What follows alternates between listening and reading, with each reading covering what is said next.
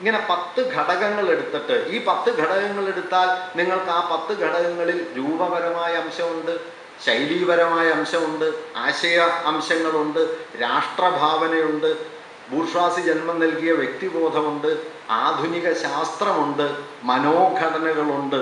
ഇങ്ങനെ എത്രയോ ഘടകങ്ങൾ ഒരു പർട്ടിക്കുലർ പോയിന്റിൽ സമ്മേളിക്കുമ്പോഴാണ് അത് റൊമാൻറ്റിക് സെൻസിബിലിറ്റി ആയിത്തീരുന്നത്. ഒരുപക്ഷെ റൊമാൻറ്റിക് സെൻസിബിലിറ്റി എന്നതിനെ 4-5 ഘടകങ്ങളായി പിരിച്ചു കാണിക്കുന്ന വിശദീകരണങ്ങൾ സാമാന്യേന നമുക്ക് കാണാൻ കഴിയുമെങ്കിലും ഇത്രയും ഘടകങ്ങളെ ചേർത്ത് വെച്ച് അവയുടെ ഒരു കൺവെർജൻസ് പോയിന്റായി ഒരു ഹിസ്റ്റോറിക്കൽ എക്സ്പ്രഷൻ ഓഫ് സെൻസിബിലിറ്റി, ഭാവുകത്വത്തിൻ്റെ ചരിത്രപരമായൊരു പ്രകാശന സ്ഥാനമായിട്ട് റൊമാൻറ്റിസിസത്തെ കേസരി കാണുന്നു. ഇതാണ് കേസരിയുടെ പ്രസ്ഥാനം.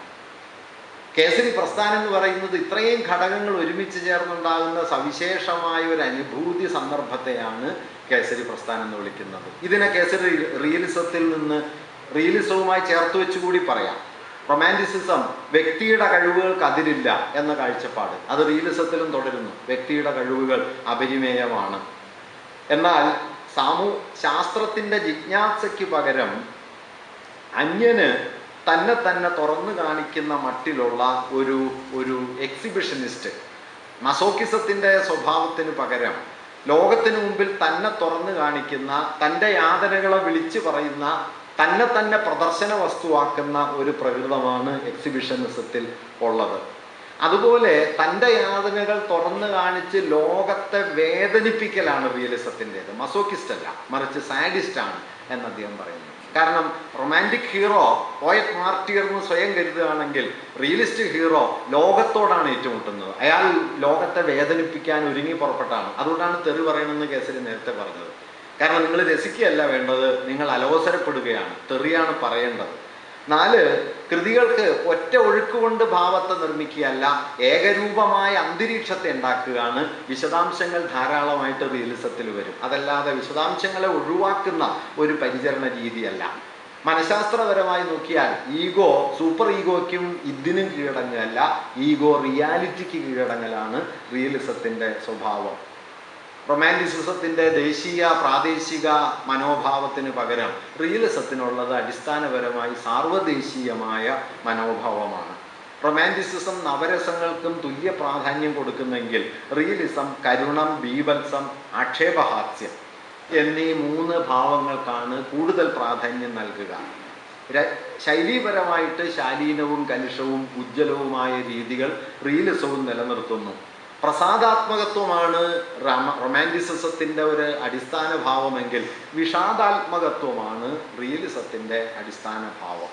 കുറഞ്ഞ തത്വഭ്രമമാണ് റൊമാൻറ്റിസിസത്തിനെങ്കിൽ കവിഞ്ഞ തത്വഭ്രമമാണ് റിയലിസ്റ്റുകൾക്ക് ഉള്ളത്. അവർ ലോകത്തെ പഠിപ്പിക്കാൻ പുറപ്പെട്ട ആളുകളാണ്.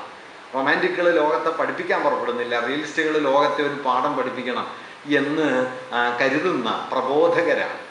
ഈ പ്രബോധനത്തിന് വലിയ ആവശ്യമുണ്ടെന്ന് കേസരി കരുതുന്നുണ്ട് കേട്ടോ. അപ്പം ഞാൻ പറഞ്ഞെന്താണെന്ന് വെച്ച് കഴിഞ്ഞാൽ കേസരി റിയലിസം എന്നോ റൊമാൻറ്റിസിസം എന്നോ പറയുന്നത് നമ്മൾ പരമ്പരാഗതമായി കരുതിപ്പോരുന്ന സാഹിത്യ പ്രസ്ഥാനത്തിൻ്റെയോ കലാപ്രസ്ഥാനത്തിൻ്റെയോ ഉള്ളിലല്ല, മറിച്ച് കേസരിയുടെ പ്രസ്ഥാന കൽപ്പനയിൽ സാഹിത്യത്തിൻ്റെ രൂപമുണ്ട്, അല്ലെങ്കിൽ കലയുടെ രൂപ സംവിധാനമുണ്ട്, ശൈലിയുണ്ട്, ആശയ രീതികളുണ്ട്, ഒപ്പം തന്നെ രാഷ്ട്രഭാവനയുണ്ട്, മനോഘടനയുണ്ട്, ശാസ്ത്രം നൽകുന്ന പുതിയ ബോധ്യങ്ങളുണ്ട്. ഇങ്ങനെ ചരിത്രത്തിൽ പ്രവർത്തിച്ചു കൊണ്ടിരിക്കുന്ന നിരവധി ബലങ്ങൾ, അത് ഒരു കലാവസ്തുവിൻ്റെ രൂപചരിത്രമാകാം, ശൈലീപരമായ സവിശേഷതകളാകാം, അതുമുതൽ സാർവദേശീയ മനസ്ഥിതി വരെ, രാഷ്ട്രഭാവനയുടെ പ്രകാരഭേദങ്ങൾ വരെ ഉൾപ്പെട്ടു നിൽക്കുന്ന ഒരു മീറ്റിംഗ് പോയിന്റിലാണ് കേസരി പ്രസ്ഥാനത്തെ കൊണ്ടുവന്ന് നിർത്തുന്നത്. എന്നിട്ടാണ് കേസരി പറയുന്നത് ചരിത്രപരമായി രൂപപ്പെട്ടു വരുന്ന മനുഷ്യാനുഭവങ്ങൾ, ആ മനുഷ്യാനുഭവങ്ങളുടെ വ്യവസ്ഥപ്പെടലാണ് വാസ്തവത്തിൽ പ്രസ്ഥാനം എന്നത്.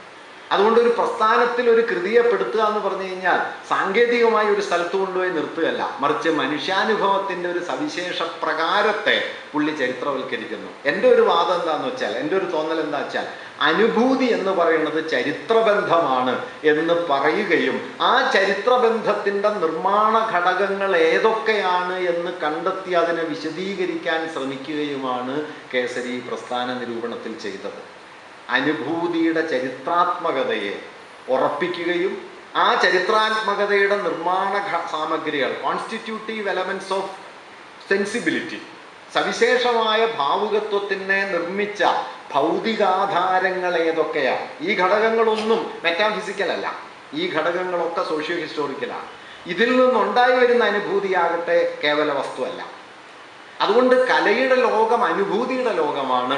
പക്ഷെ അനുഭൂതിയുടെ ലോകം അതിഭൗതികമല്ല, അനുഭൂതിയുടെ ലോകം ഭൗതികവും ചരിത്രപരവുമാണ്. ഇതാണ് കേസരി ഈ അനുഭൂതി വിമർശനത്തിൽ കൊണ്ടുവന്ന സുപ്രധാനമായ വഴിത്തിരിവ്.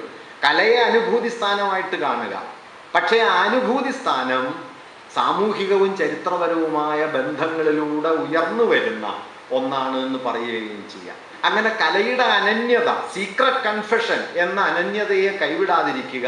പക്ഷെ ആ സീക്രട്ട് കൺഫെഷൻ എന്ന് പറയുന്ന അനന്യതയ്ക്ക് പിന്നിൽ വ്യക്തിയുടെ ആന്തരികമായ സ്വകാര്യ പ്രപഞ്ചമല്ല, ചരിത്രത്തിൻ്റെ മഹാബന്ധങ്ങളാണ് ഉള്ളത് എന്ന് കാണുകയും ചെയ്യാം. ഇങ്ങനെ ഒരർത്ഥത്തിൽ കലയുടെ അനുഭൂതിയെ അങ്ങേറ്റം ഡയലക്റ്റിക്കലായി, വൈരുദ്ധ്യാത്മക ബന്ധമായി, ഒരേ സമയം അതിനെ ഒരു വ്യക്തിയുടെ ആന്തരിക അനുഭൂതിയായും അതേസമയം ചരിത്രബന്ധങ്ങളുടെ ആകത്തുകയായും കലയെ കാണുന്ന വൈരുദ്ധ്യാത്മക വിചിന്തനത്തിൻ്റെ മലയാളത്തിലെ ഏറ്റവും മികച്ച മാതൃകകളിലൊന്നാണ് ഈ കേസരിയുടെ പ്രസ്ഥാനോപർശനം. നിർഭാഗ്യവശാൽ ഇത് പ്രൊക്രസ്റ്റസിൻ്റെ കട്ടിലാണെന്നും അദ്ദേഹം ഈ കട്ടിൽ ആളുകളെ പിടിച്ചു കിടത്തി കാല് വെട്ടി മാറ്റിക്കൊണ്ടിരിക്കുകയാണ് എന്നുമാണ് നമ്മുടെ പണ്ഡിത നിരൂപണം ഇതേക്കുറിച്ച് പറഞ്ഞത്.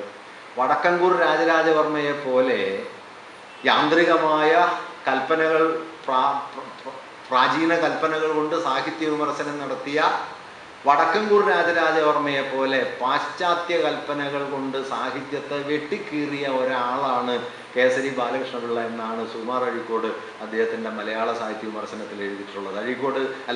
കേസരിയെക്കുറിച്ച് പറയാവുന്ന പരമാവധി തെറ്റായ അഭിപ്രായമാണ് അഴീക്കോട് മാഷ് പരമാവധി ശക്തിയിൽ പറഞ്ഞത് എന്നിപ്പോൾ തിരിഞ്ഞു നോക്കിയാൽ നമുക്കറിയാം. അഴീക്കോട് മാഷ് അവസാനം അത് തിരുത്തി കേട്ടോ.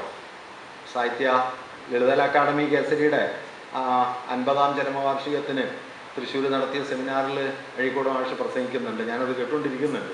അഴീക്കോട് മാഷ് പറഞ്ഞത് കേസരിയെ നോക്കിയതിൽ ഞങ്ങൾക്ക് പാളിച്ച പറ്റി. കേസരി ഒരു സാഹിത്യ വിമർശകനായിരുന്നില്ല, അദ്ദേഹം ഒരു ജീവിത വിമർശകനായിരുന്നു. അത് തിരിച്ചറിയാൻ അത്രയും വൈകി എന്നുള്ളത് അനുവദനീയമാണോ എന്നത് ഒരു കാര്യമാണ്. വിജയൻ മാഷ് പണ്ട് പറഞ്ഞ രസമുണ്ട്, ഈ സിംബലിസ്റ്റ് കവിത എന്ന് കേസരി ചിലതിനെക്കുറിച്ച്, നിമിഷത്തെക്കുറിച്ചൊക്കെ പറഞ്ഞപ്പോൾ കുട്ടികൃഷ്ണമാരാർക്ക് കേസരി ഇഷ്ടമല്ല. കാരണം മാരാരി സാഹിത്യത്തിൻ്റെ ധാർമ്മിക ശക്തിയിൽ വിശ്വസിക്കുന്ന ആളാണല്ലോ. എഴുത്തച്ഛനെ പോലും മാരാരി ചീത്ത പറഞ്ഞിട്ടുണ്ട്. നമ്പ്യാരെ മാരാരി വിളിച്ച ഒരു വാക്ക് സംസ്കാര ദൂഷകനായ കവി പരിഷ എന്നാണ്. അത് ഈ ഭീമഹനുമത് സംവാദം ഉണ്ടല്ലോ, നമ്മുടെ കല്യാണ സൗന്ദര്യം തുള്ളലില് ഭീമൻ കല്യാണ സൗന്ദര്യം തേടിപ്പോകുന്നു, വഴിയിൽ വെച്ച് ഹനുമാൻ തടയുന്നു, അവർ തമ്മിൽ ശണ്ടയാകുന്നു. ആ ശണ്ട അതാണ് പ്രസിദ്ധമായ, മലയാളത്തിൽ ഏറ്റവും പ്രസിദ്ധമായ വരികളാണല്ലോ. മർക്കടാ നീയങ്ങ് മാറിക്കിടക്കടാ, ദുർഘട സ്ഥാനത്ത് വന്നു കിടക്കാൻ നിനക്കടാ തോന്നുവാൻ എന്തടാ കാരണം. ഇങ്ങനെ ടാ കൊണ്ട് ഇത്രയും കവിത ഉണ്ടാക്കാൻ പറ്റുന്ന മലയാളിയെ പഠിപ്പിച്ച ഒരാൾ കൂടിയാണ്.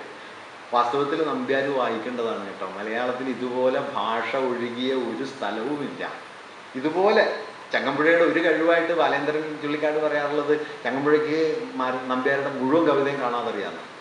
മുഴുവൻ കവിതയും കാണാതറിയാന്ന് പറഞ്ഞാൽ മലയാളത്തിൽ എല്ലാ വാക്കും അറിയാമെന്നാണ്. കാരണം അമ്മാതിരി കവിത ഉപയോഗിച്ച ആളാണ്. സാധാരണ കവികൾ പറയുമല്ലോ, എനിക്ക് വാക്കില്ല, വാക്ക് കിട്ടണം. എഴുത്തച്ഛൻ മുതൽ അങ്ങനെയാണ്, വാരിധി തന്നിൽ തിരമാലകൾ എന്ന പോലെ ഭാരതീ പദാവലി തോന്നേണം കാലേ കാലേ, വാക്ക് വേണം. കുമാരനാശാൻ പറയും, തന്നതില്ല പരനുള്ളു കാട്ടുവാൻ ഒന്നുമേ നരനുപായം, ഇന്ന് ഭാഷ ഇത് അപൂർണം. വള്ളത്തോൾ എഴുതിയിട്ടുണ്ട്, എന്തെനിക്കേകീല വാക്കൊന്നും ബന്ധുരം തവ രൂപം വിവരിക്കാൻ. അങ്ങനെ ഒരുപാട് കവികൾ, വാക്കേ വാക്കേ കൂടെ വിടെ എന്ന് ഗോവിന്ദൻ ഇങ്ങനെയൊക്കെ എഴുതിയിട്ടുണ്ട്. എന്നാൽ എനിക്ക് വാക്കിന് ഒരു മുട്ടുമില്ല എന്ന് പറഞ്ഞ ഒറ്റ കവിയെ മലയാളത്തിലുള്ളൂ, അത് നമ്പ്യാരാണ്. നമ്പ്യാർ ഒരു കവിതയെ പറയുന്നുണ്ട്, പാൽക്കടൽ തിര തള്ളിയേറി വരുന്ന പോലെ പദങ്ങളൻ നാക്കിലങ്ങൊരു നൃത്തമാണത് ഭോഷ്കു ചൊല്ലുകയല്ല ഞാൻ. തിരമാല പോലെ വാക്കുണ്ട് എന്നാ പറയാ.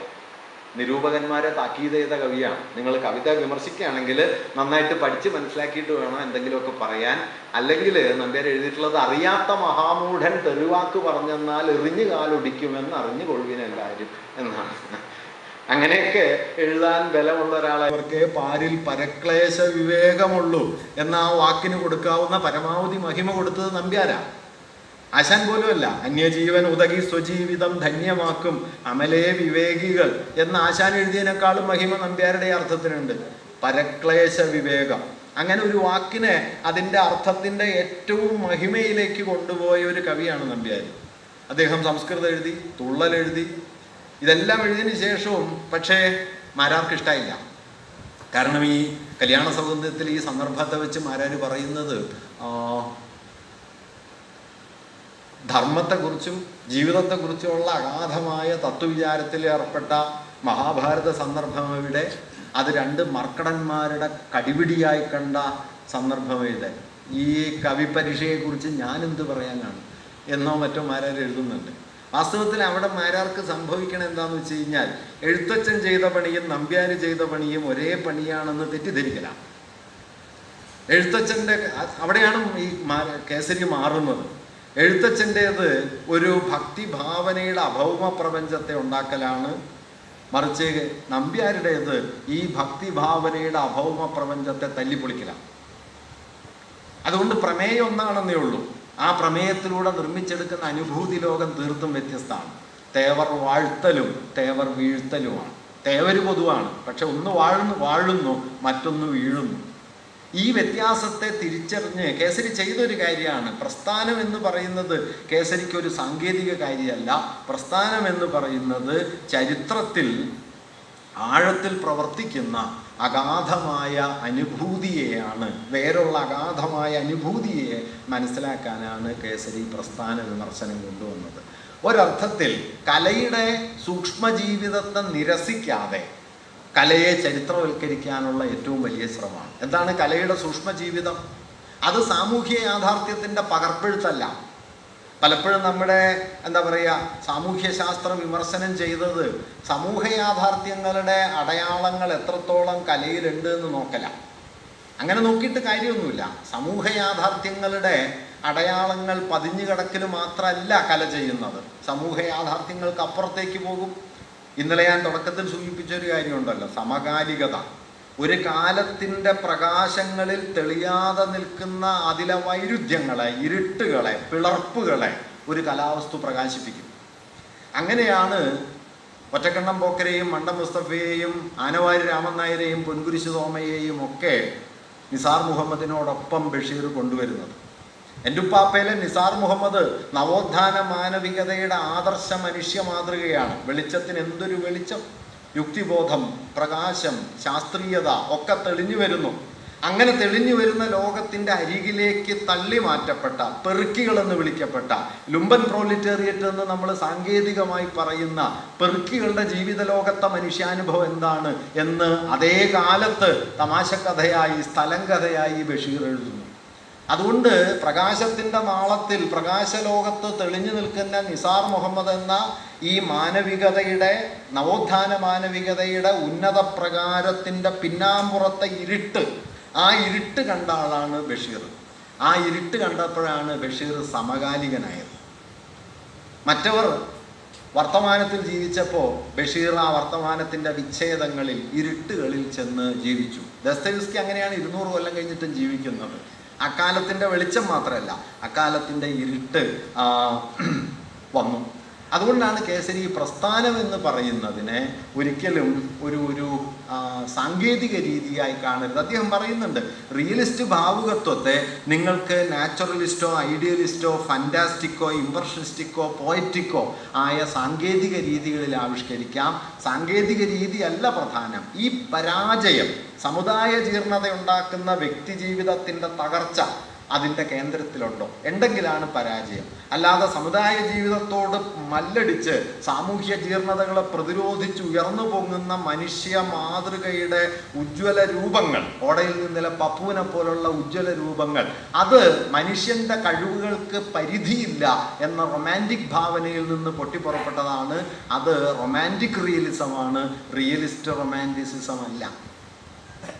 ഇതാണ് കേസരിയുടെ കാഴ്ചയുടെ സൂക്ഷ്മത. റൊമാൻറ്റിക് റിയലിസത്തിൻ്റെ കാതലിൽ റൊമാൻറ്റിക് സെൻസിബിലിറ്റിയാണ് മുഴച്ചു നിൽക്കുക.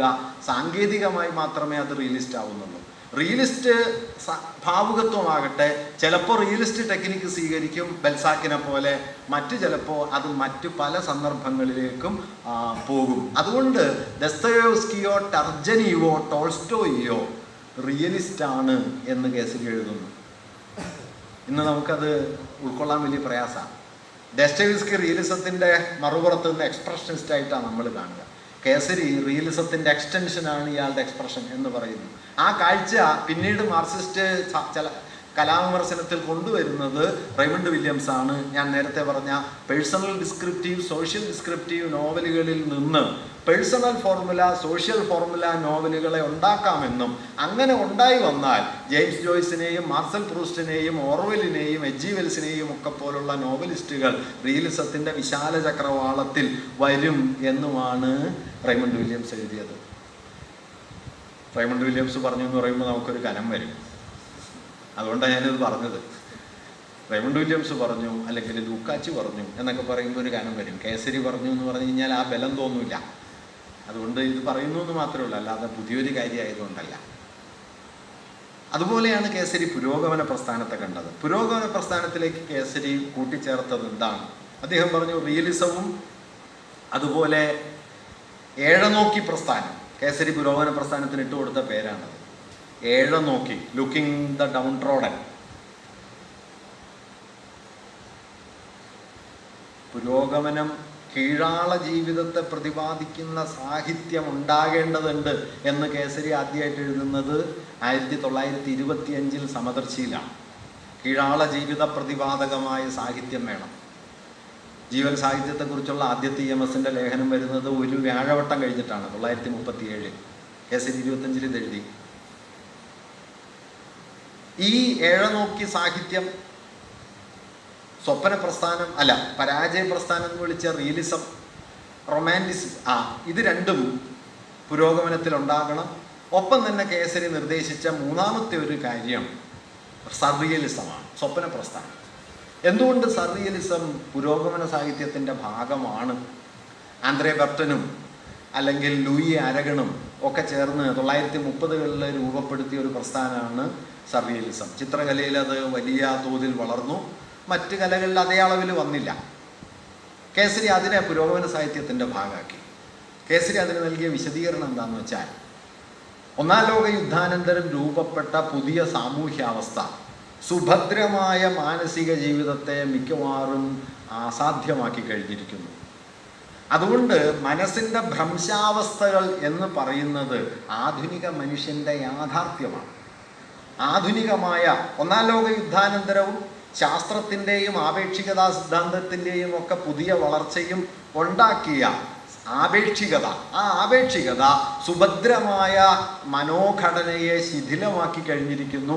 അങ്ങനെ സുഭദ്രമായ മനോഘടനയുടെ ശൈഥില്യം അബോധം എന്നതിനെ കൂടുതൽ സുപ്രധാനമാക്കി മാറ്റി. ഈ അബോധത്തിൻ്റെ സഞ്ചാരങ്ങളുടെ ആവിഷ്കാരമായിട്ടാണ് സർറിയലിസ്റ്റ് കല നിൽക്കുന്നത്. ആ സർറിയലിസം അതുകൊണ്ട് പുരോഗമന പ്രസ്ഥാനത്തിൻ്റെ അടിസ്ഥാന ഘടകമാകേണ്ടതാണ്. അങ്ങനെ സർറിയലിസവും അതുപോലെ തന്നെ റിയലിസവും ഏഴനോക്കി സാഹിത്യവും ചേർന്ന ഒന്നായിട്ടാണ് പുരോഗമന സാഹിത്യം നിലനിൽക്കേണ്ടത്. അതിനെ ഞാൻ എക്സ്പ്രഷനിസ്റ്റ് സാഹിത്യമെന്ന് സാമാന്യമായിട്ട് വിളിക്കുന്നു എന്ന് അദ്ദേഹം പറഞ്ഞു. മലയാളത്തിൽ അതിന് അദ്ദേഹം കൊടുത്ത പേരാണ് ബൃഹത് പുരോഗമനം. ഈ ബൃഹത് പുരോഗമനം എന്ന വാക്കിൽ ചരിത്രപരമായി ഒരു പ്രാധാന്യമുണ്ട് എന്നാണ് എനിക്ക് തോന്നുന്നത്. അതിലദ്ദേഹം പറഞ്ഞത് ഈ കാൽപ്പനികതയെ പുറത്താക്കിയിട്ട് സർറിയലിസത്തെ കൊണ്ടുവരണം, റൊമാൻറ്റിസിസത്തെ ഒഴിവാക്കണം, സർറിയലിസത്തെ കൊണ്ടുവരണം.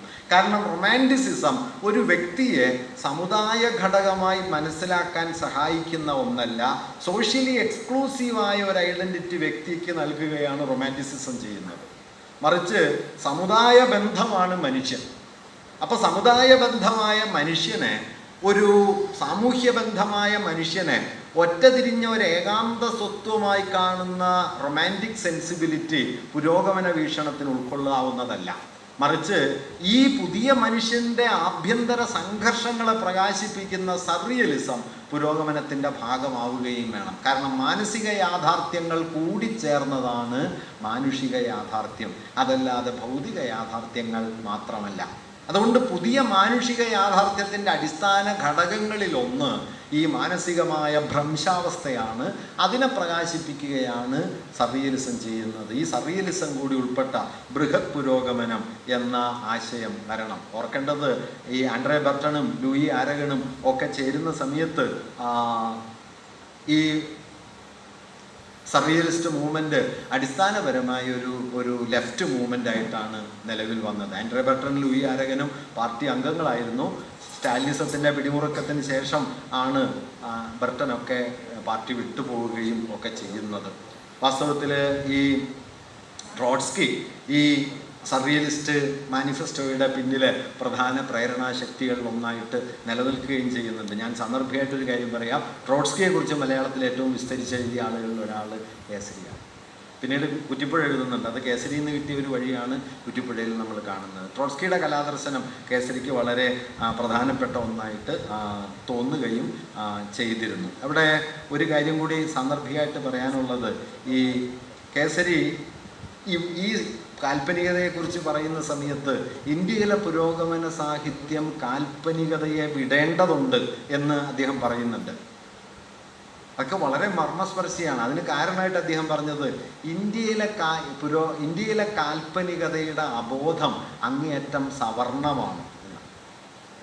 അങ്ങേയറ്റം സവർണമായൊരു ഭാവുകത്വമാണ് ഇന്ത്യൻ കാൽപ്പനികതയ്ക്കുള്ളത്. അതുകൊണ്ട് ഇന്ത്യയിലെ പുരോഗമന പ്രസ്ഥാനം ഈ കാൽപ്പനികതയുടെ പിടിയിൽ നിന്ന് മോചനം നേടേണ്ടതുണ്ട് എന്ന കാര്യം കൂടി അദ്ദേഹം അവിടെ പറയുന്നുണ്ട്. ഇതുപോലെ സ്പന്ദിക്കുന്ന അസ്ഥിമാടത്തിൽ ഒരുപക്ഷെ ഞാൻ ഈ നേരത്തെ പറഞ്ഞ ശൈലിയെ കേസരി ചരിത്രവൽക്കരിക്കുന്നതിൻ്റെ ഒരു മനോഹരമായ ഉദാഹരണം സ്പന്ദിക്കുന്ന അസ്ഥിമാടത്തിൻ്റെ ആമുഖത്തിലുണ്ട്.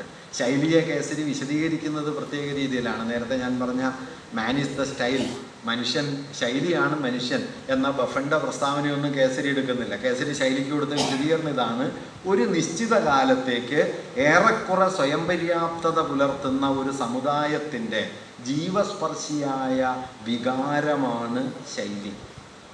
ഒരു നിശ്ചിത കാലത്തേക്ക് ഏറെക്കുറെ സ്വയം പര്യാപ്തമായ ഒരു പർട്ടിക്കുലർ കമ്മ്യൂണിറ്റിയുടെ, ഒരു സമുദായത്തിൻ്റെ വികാരപ്രകാശനമാണ് ശൈലി. അതുകൊണ്ട് ശൈലി എന്ന് പറയുന്നത് എഴുതിയയാളുടെ ഭാഷാ രീതിയല്ല, മറിച്ച് ശൈലി എന്ന് പറയുന്നത് ഒരു കാലഘട്ടത്തിൻ്റെയും ഒരു സമൂഹത്തിൻ്റെയും വൈകാരിക ഭാവങ്ങളുടെ പ്രകാശനം കൂടിയാണ് എന്ന് അദ്ദേഹം പറഞ്ഞിട്ട് ചങ്ങമ്പുഴയുടെ കാവ്യശൈലി എങ്ങനെയാണ് വികസിച്ചു വന്നത് എന്നതിൻ്റെ ശൈലീപരമായൊരു പരിശോധന. ഒരുപക്ഷെ എൻ്റെ അറിവിൽ മലയാളത്തിൽ ഏതെങ്കിലും ഒരു നിരൂപകൻ ശൈലിയുടെ വംശാവലി കണ്ടെത്താൻ ശ്രമിച്ചിട്ടുണ്ടെങ്കിൽ കേസരി മാത്രമാണ്.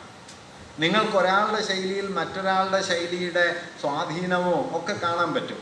കേസരി പക്ഷെ അങ്ങനെ കാണുകയല്ല ചെയ്യുന്നത്. ചെറുശ്ശേരിയുടെ ഭാഷാശൈലി വാഗ്മിത്വ ശൂന്യവും അകൃത്രിമവും സംഗീതമയവുമായ ശൈലി, അവിടെ നിന്ന് ആധുനിക ഘട്ടത്തിലേക്ക് വരെയുള്ള ശൈലീ പരിണാമങ്ങൾ പറഞ്ഞിട്ട് ഉള്ളൂരിൻ്റെ വാഗ്മിത്വ പൂർണ്ണവും കൃത്രിമവും സംഗീതശൂന്യവുമായ ശൈലി, അതിനിടയിൽ ആശാൻ്റെ വാഗ്മിത്വവും കൃത്രിമത്വവും കുറഞ്ഞു നിൽക്കുന്നതും സംഗീതം പരിമിതവുമായ ശൈലി. ഈ ശൈലികളിലൂടെ മലയാള കാവ്യശൈലി പരിണമിച്ച് എങ്ങനെയാണ് ചങ്ങമ്പുഴയുടെ കാവ്യശൈലിയിലേക്ക് എത്തിയത് എന്ന് 5 നൂറ്റാണ്ടിലെ മലയാള കവിതയുടെ ശൈലീ പരിണാമത്തിലൂടെ ചങ്ങമ്പുഴയുടെ ശൈലിയെ നിർദ്ധാരണം ചെയ്യുകയാണ്.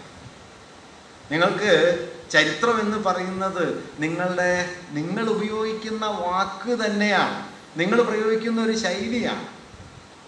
ഇപ്പോൾ ഖസാക്കിൻ്റെ തുടക്കത്തിൽ വഴിയമ്പലം തേടി എന്നൊരധ്യായത്തിന് പേര്. ഈ വാക്ക് എവിടെ നിന്ന് പുറപ്പെട്ടു? പാന്തർ പെരുവഴി അമ്പലം തന്നിലെ താന്തരായി വന്നുടൻ കൂടുമൊരു ദിനം, ഓരോ കഥയും പറഞ്ഞ് രസിച്ചവർ പാരം മഴതാൻ വെയിൽതാൻ ഇരുട്ടുതാൻ പോവോളം ഒന്നിച്ചിരുന്നാലും ഓരോ വഴി പോവോർ അവർ മുമ്പ് പിന്തതിൽ എന്നതിൽ നിന്നൊരു വാക്ക് ചരിത്രത്തിലൂടെ പല പ്രകാരങ്ങളിൽ സഞ്ചരിച്ച് ഈ കവിതയുടെ ഭാവബന്ധങ്ങളിൽ നിന്ന് തീർത്തും വ്യത്യസ്തമായ മറ്റൊരു പ്രതലത്തിൽ പോയി പ്രവർത്തിച്ചു തുടങ്ങുന്നു. പക്ഷെ അങ്ങനെ പ്രവർത്തിക്കുമ്പോൾ 500 വർഷം ഈ വാക്ക് ജീവിച്ച ജീവിതത്തിൻ്റെ അനുഭൂതികൾ മുഴുവൻ ഈ വാക്കിൽ സഞ്ചിതമായിരിക്കുന്നു. അതുകൊണ്ട് നിങ്ങളൊരു വാക്ക് ഉപയോഗിക്കുമ്പോൾ മനുഷ്യാനുഭവത്തിൻ്റെ അനുഭൂതിയുടെ ഒരു മഹാപ്രകാരത്തെ കൂടെ കൂട്ടുന്നുണ്ട്, അല്ലാതെ നിങ്ങൾ ഉപയോഗിച്ച വാക്ക് നിങ്ങൾ ഉദ്ദേശിച്ച വാക്കല്ല. വാക്ക് കവിഞ്ഞു പോയിക്കൊണ്ടേയിരിക്കുന്നു, ചരിത്രത്തിലേക്ക് തുറന്നു കിടക്കുന്നു. ആ തുറന്നു കിടക്കുന്ന വാക്ക് മനുഷ്യാനുഭൂതിയുടെ പല പ്രകാരങ്ങളിൽ. അതുകൊണ്ട് ചങ്ങമ്പുഴയുടെ ശൈലി എന്ന് പറയുന്നത് റൊമാൻറ്റിസിസം മനസ്സിലാക്കി ചങ്ങമ്പുഴ യൂറോപ്പിൽ നിന്ന് പകർത്തിക്കൊണ്ടുവന്ന ഒരു ശൈലിയല്ല.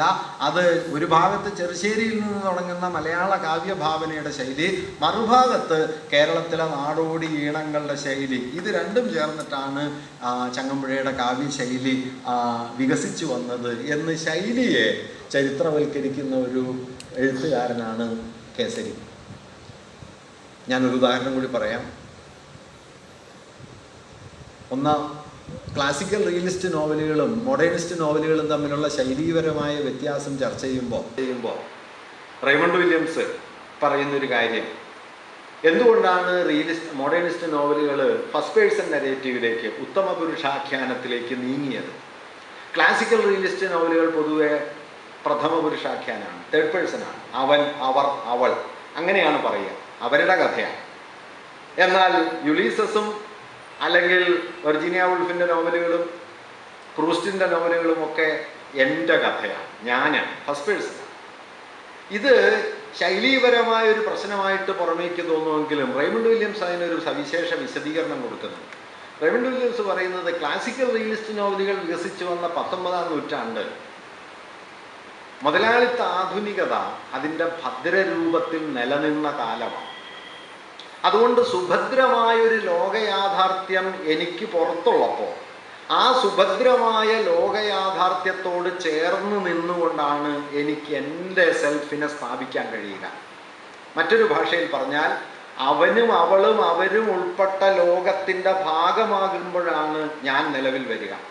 സെൽഫിൻ്റെ കോൺസ്റ്റിറ്റ്യൂഷൻ ഈ തനിക്ക് പുറത്തുള്ള ലോകവുമായിട്ടുള്ള ഒത്തുചേർച്ച വഴിയാണ്. എന്നാൽ ഒന്നാം ലോക യുദ്ധത്തോടെ ഈ സുഭദ്രമായ ബാഹ്യലോകം തകർന്നു. ഒന്നാം ലോക യുദ്ധം മുതലാളിത്ത ആധുനികത ജന്മം നൽകിയ സുഭദ്ര ലോകയാഥാർത്ഥ്യത്തെ ശിഥിലമാക്കി. ആധികാരികവും അനന്യവുമായ ഒരു വ്യക്തിയായി സ്വയം നിൽക്കണമെങ്കിൽ ഈ ലോകത്തെ തിരസ്കരിച്ച് തന്നിലേക്ക് തന്നെ മടങ്ങുക മാത്രമേ വഴിയുള്ളൂ എന്ന് വന്നു. അങ്ങനെ ലോകത്തെ നിരാകരിച്ച് തന്നിലേക്ക് മടങ്ങുന്നതോടെ നരേറ്റീവ് ഫസ്റ്റ് പേഴ്സൺ നരേറ്റീവ് ആകും. ലോകത്തിലേക്ക് ചേർന്ന് നിൽക്കുമ്പോൾ നരേറ്റീവ് തേർഡ് പേഴ്സൺ നരേറ്റീവ് ആകും. അതുകൊണ്ട് first person narrative, third person narrative എന്ന് പറയുന്നത് ഓതറുടെ ഒരു പേഴ്സണൽ ഇൻറ്റൻഷൻ അല്ല, വ്യക്തിഗതമായ ആഭിമുഖ്യത്തിൻ്റെ പ്രശ്നമല്ല, മറിച്ച് ചരിത്രം മനുഷ്യനും സമൂഹവും തമ്മിലുള്ള ബന്ധത്തെ നിർവചിച്ചതിൽ വന്ന മാറ്റമാണ് പ്രഥമ പുരുഷാഖ്യാനവും ഉത്തമ പുരുഷാഖ്യാനവുമായിട്ട് മാറുന്നത് എന്ന് ശൈലീപരമായ വ്യത്യാസങ്ങളെ റെയ്മണ്ട് വില്യംസ് വിശദീകരിക്കുന്നത് പ്രധാനമാണ്. ഇത് കേസരി മുമ്പ് പറയുന്നതാണ് ഞാനീ പറഞ്ഞത്. ശൈലി എന്ന് പറയുന്നത് ഒരാളുടെ സ്വകാര്യ പ്രശ്നമല്ല, താരതമ്യേന നിശ്ചലമായ ഒരു ദീർഘകാലത്തേക്ക് ഒരു ജനത അനുഭവിക്കുന്ന വികാരങ്ങളുടെ ആവിഷ്കാരമാണ് ശൈലി എന്ന് അദ്ദേഹം പറയുന്നത് ഈ നിലയ്ക്കാണ്. ഇങ്ങനെ ശൈലി മുതൽ അനുഭൂതി സഞ്ചയം വരെ ചരിത്രബന്ധമാണ് എന്ന് പറയാനാണ് കേസരി തൻ്റെ കലാദർശനത്തിൽ ശ്രമിച്ചു കൊണ്ടിരുന്നത് എന്ന് പറയാം. കലയ്ക്ക് വേണ്ടി എന്ന വാദത്തെ എതിർക്കുമ്പോൾ തന്നെ ഈ വാദത്തിന് പിന്നിൽ ചരിത്രപരമായ ഒരു യാഥാർത്ഥ്യമുണ്ട് എന്ന് കേസരി പറയുന്നുണ്ട്. കേസരി അതിനെ ഔട്ട്റൈറ്റായി തള്ളുകയല്ല. കേസരി പറയുന്നത് എന്തുകൊണ്ടാണ് കലയ്ക്ക് വേണ്ടി എന്നുള്ള വാദം ഉയർന്നു വരുന്നത്? മനുഷ്യാനുഭവങ്ങൾ അങ്ങേയറ്റം ശിഥിലീകൃതമായി തീരുമ്പോൾ, അനുഭവങ്ങൾ ചേർത്ത് വെച്ച് ഒരു സമഗ്ര ചിത്രം രചിക്കുക പ്രയാസമായി തീരുമ്പോൾ, ഓരോ നിമിഷത്തിൻ്റെയും സൂക്ഷ്മാനുഭവത്തിന് അതിൽ തന്നെ മൂല്യം വരുന്നു.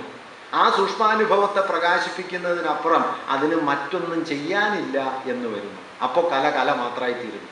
അതുകൊണ്ട് കലയ്ക്ക് വേണ്ടി എന്നുള്ള വാദം വാസ്തവത്തിൽ ഒരു ഹിസ്റ്റോറിക്കൽ പ്രശ്നമാണ്, അല്ലാതെ അത് പറഞ്ഞ ആളുകളുടെ യാഥാസ്ഥിതികത്വത്തിൻ്റെ മാത്രം പ്രശ്നമല്ല.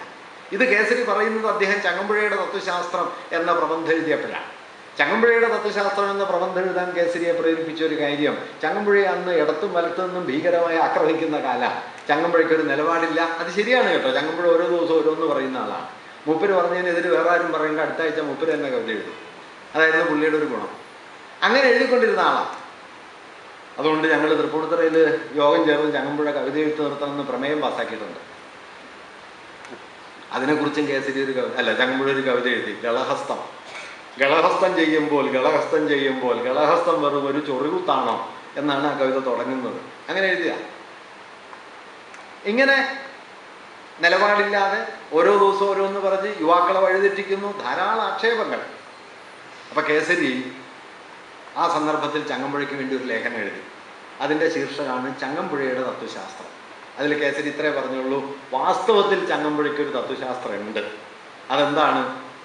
ഒരാൾ എന്തായി ജീവിക്കാൻ ആഗ്രഹിക്കുന്നുവോ, എന്തായി നിലനിൽക്കാൻ ആഗ്രഹിക്കുന്നുവോ, അതായി നിലനിൽക്കാൻ ഈ സമുദായം അയാളെ അനുവദിക്കുന്നില്ല എന്നതാണ് ചങ്ങമ്പുഴയുടെ തത്വശാസ്ത്രം.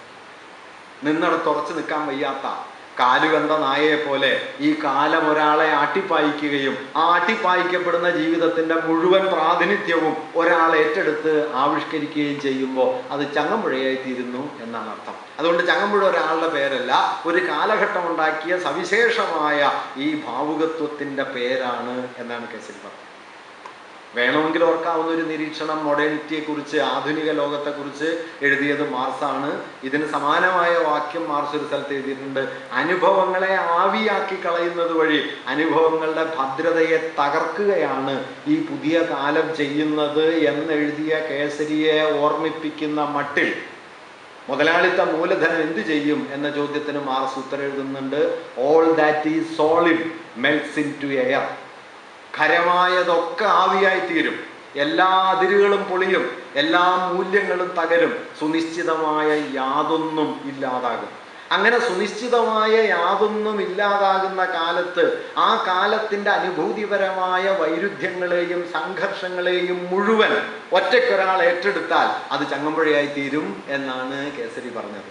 അതുകൊണ്ട് ചങ്ങമ്പുഴയുടെ തത്വശാസ്ത്രം എന്ന് പറയുന്നത് സുനിശ്ചിതമായ ഒരു ജീവിതാടിസ്ഥാനത്തിൽ ഉറച്ചു നിൽക്കാൻ ഒരു മനുഷ്യനെ അനുവദിക്കാത്ത പുതിയ കാലത്തിൻ്റെ വൈരുദ്ധ്യങ്ങളാണ് എന്നതാണ് കേസരി ആ ലേഖനത്തിൽ പറയുന്നൊരു കാര്യം. ഇങ്ങനെ കേസരി കൊണ്ടുവന്ന ആ വിശദീകരണങ്ങൾ ഇപ്പം ചങ്ങമ്പുഴയെയും കുഞ്ചൻ നമ്പ്യാരെയും ചേർത്ത് വെച്ച് കേസരി പറയുന്ന കാര്യമുണ്ടല്ലോ, മലയാളികൾക്ക് ഏറ്റവും പ്രിയപ്പെട്ട രണ്ടുപേർ ഇവരായിരിക്കും. അതിന് കാരണമായിട്ട് കേസരി പറഞ്ഞത് ഇവർ രണ്ടുപേരും മഹാകവികളാണെന്ന് മാത്രമല്ല, ആ കാലത്തിൻ്റെ പ്രകാശങ്ങളെ, വൈരുദ്ധ്യങ്ങളെ അവർ പ്രകാശിപ്പിച്ചു എന്നുള്ളത് മാത്രമല്ല, മലയാളിയുടെ വികാരഘടനയുടെ അടിസ്ഥാന സ്വഭാവവുമായി ഇവർക്ക് ചില പ്രത്യേക ബന്ധങ്ങളുണ്ട് എന്നുകൂടിയാണ്. ഒരർത്ഥത്തിൽ റിസപ്ഷൻ തിയറിയാണ്.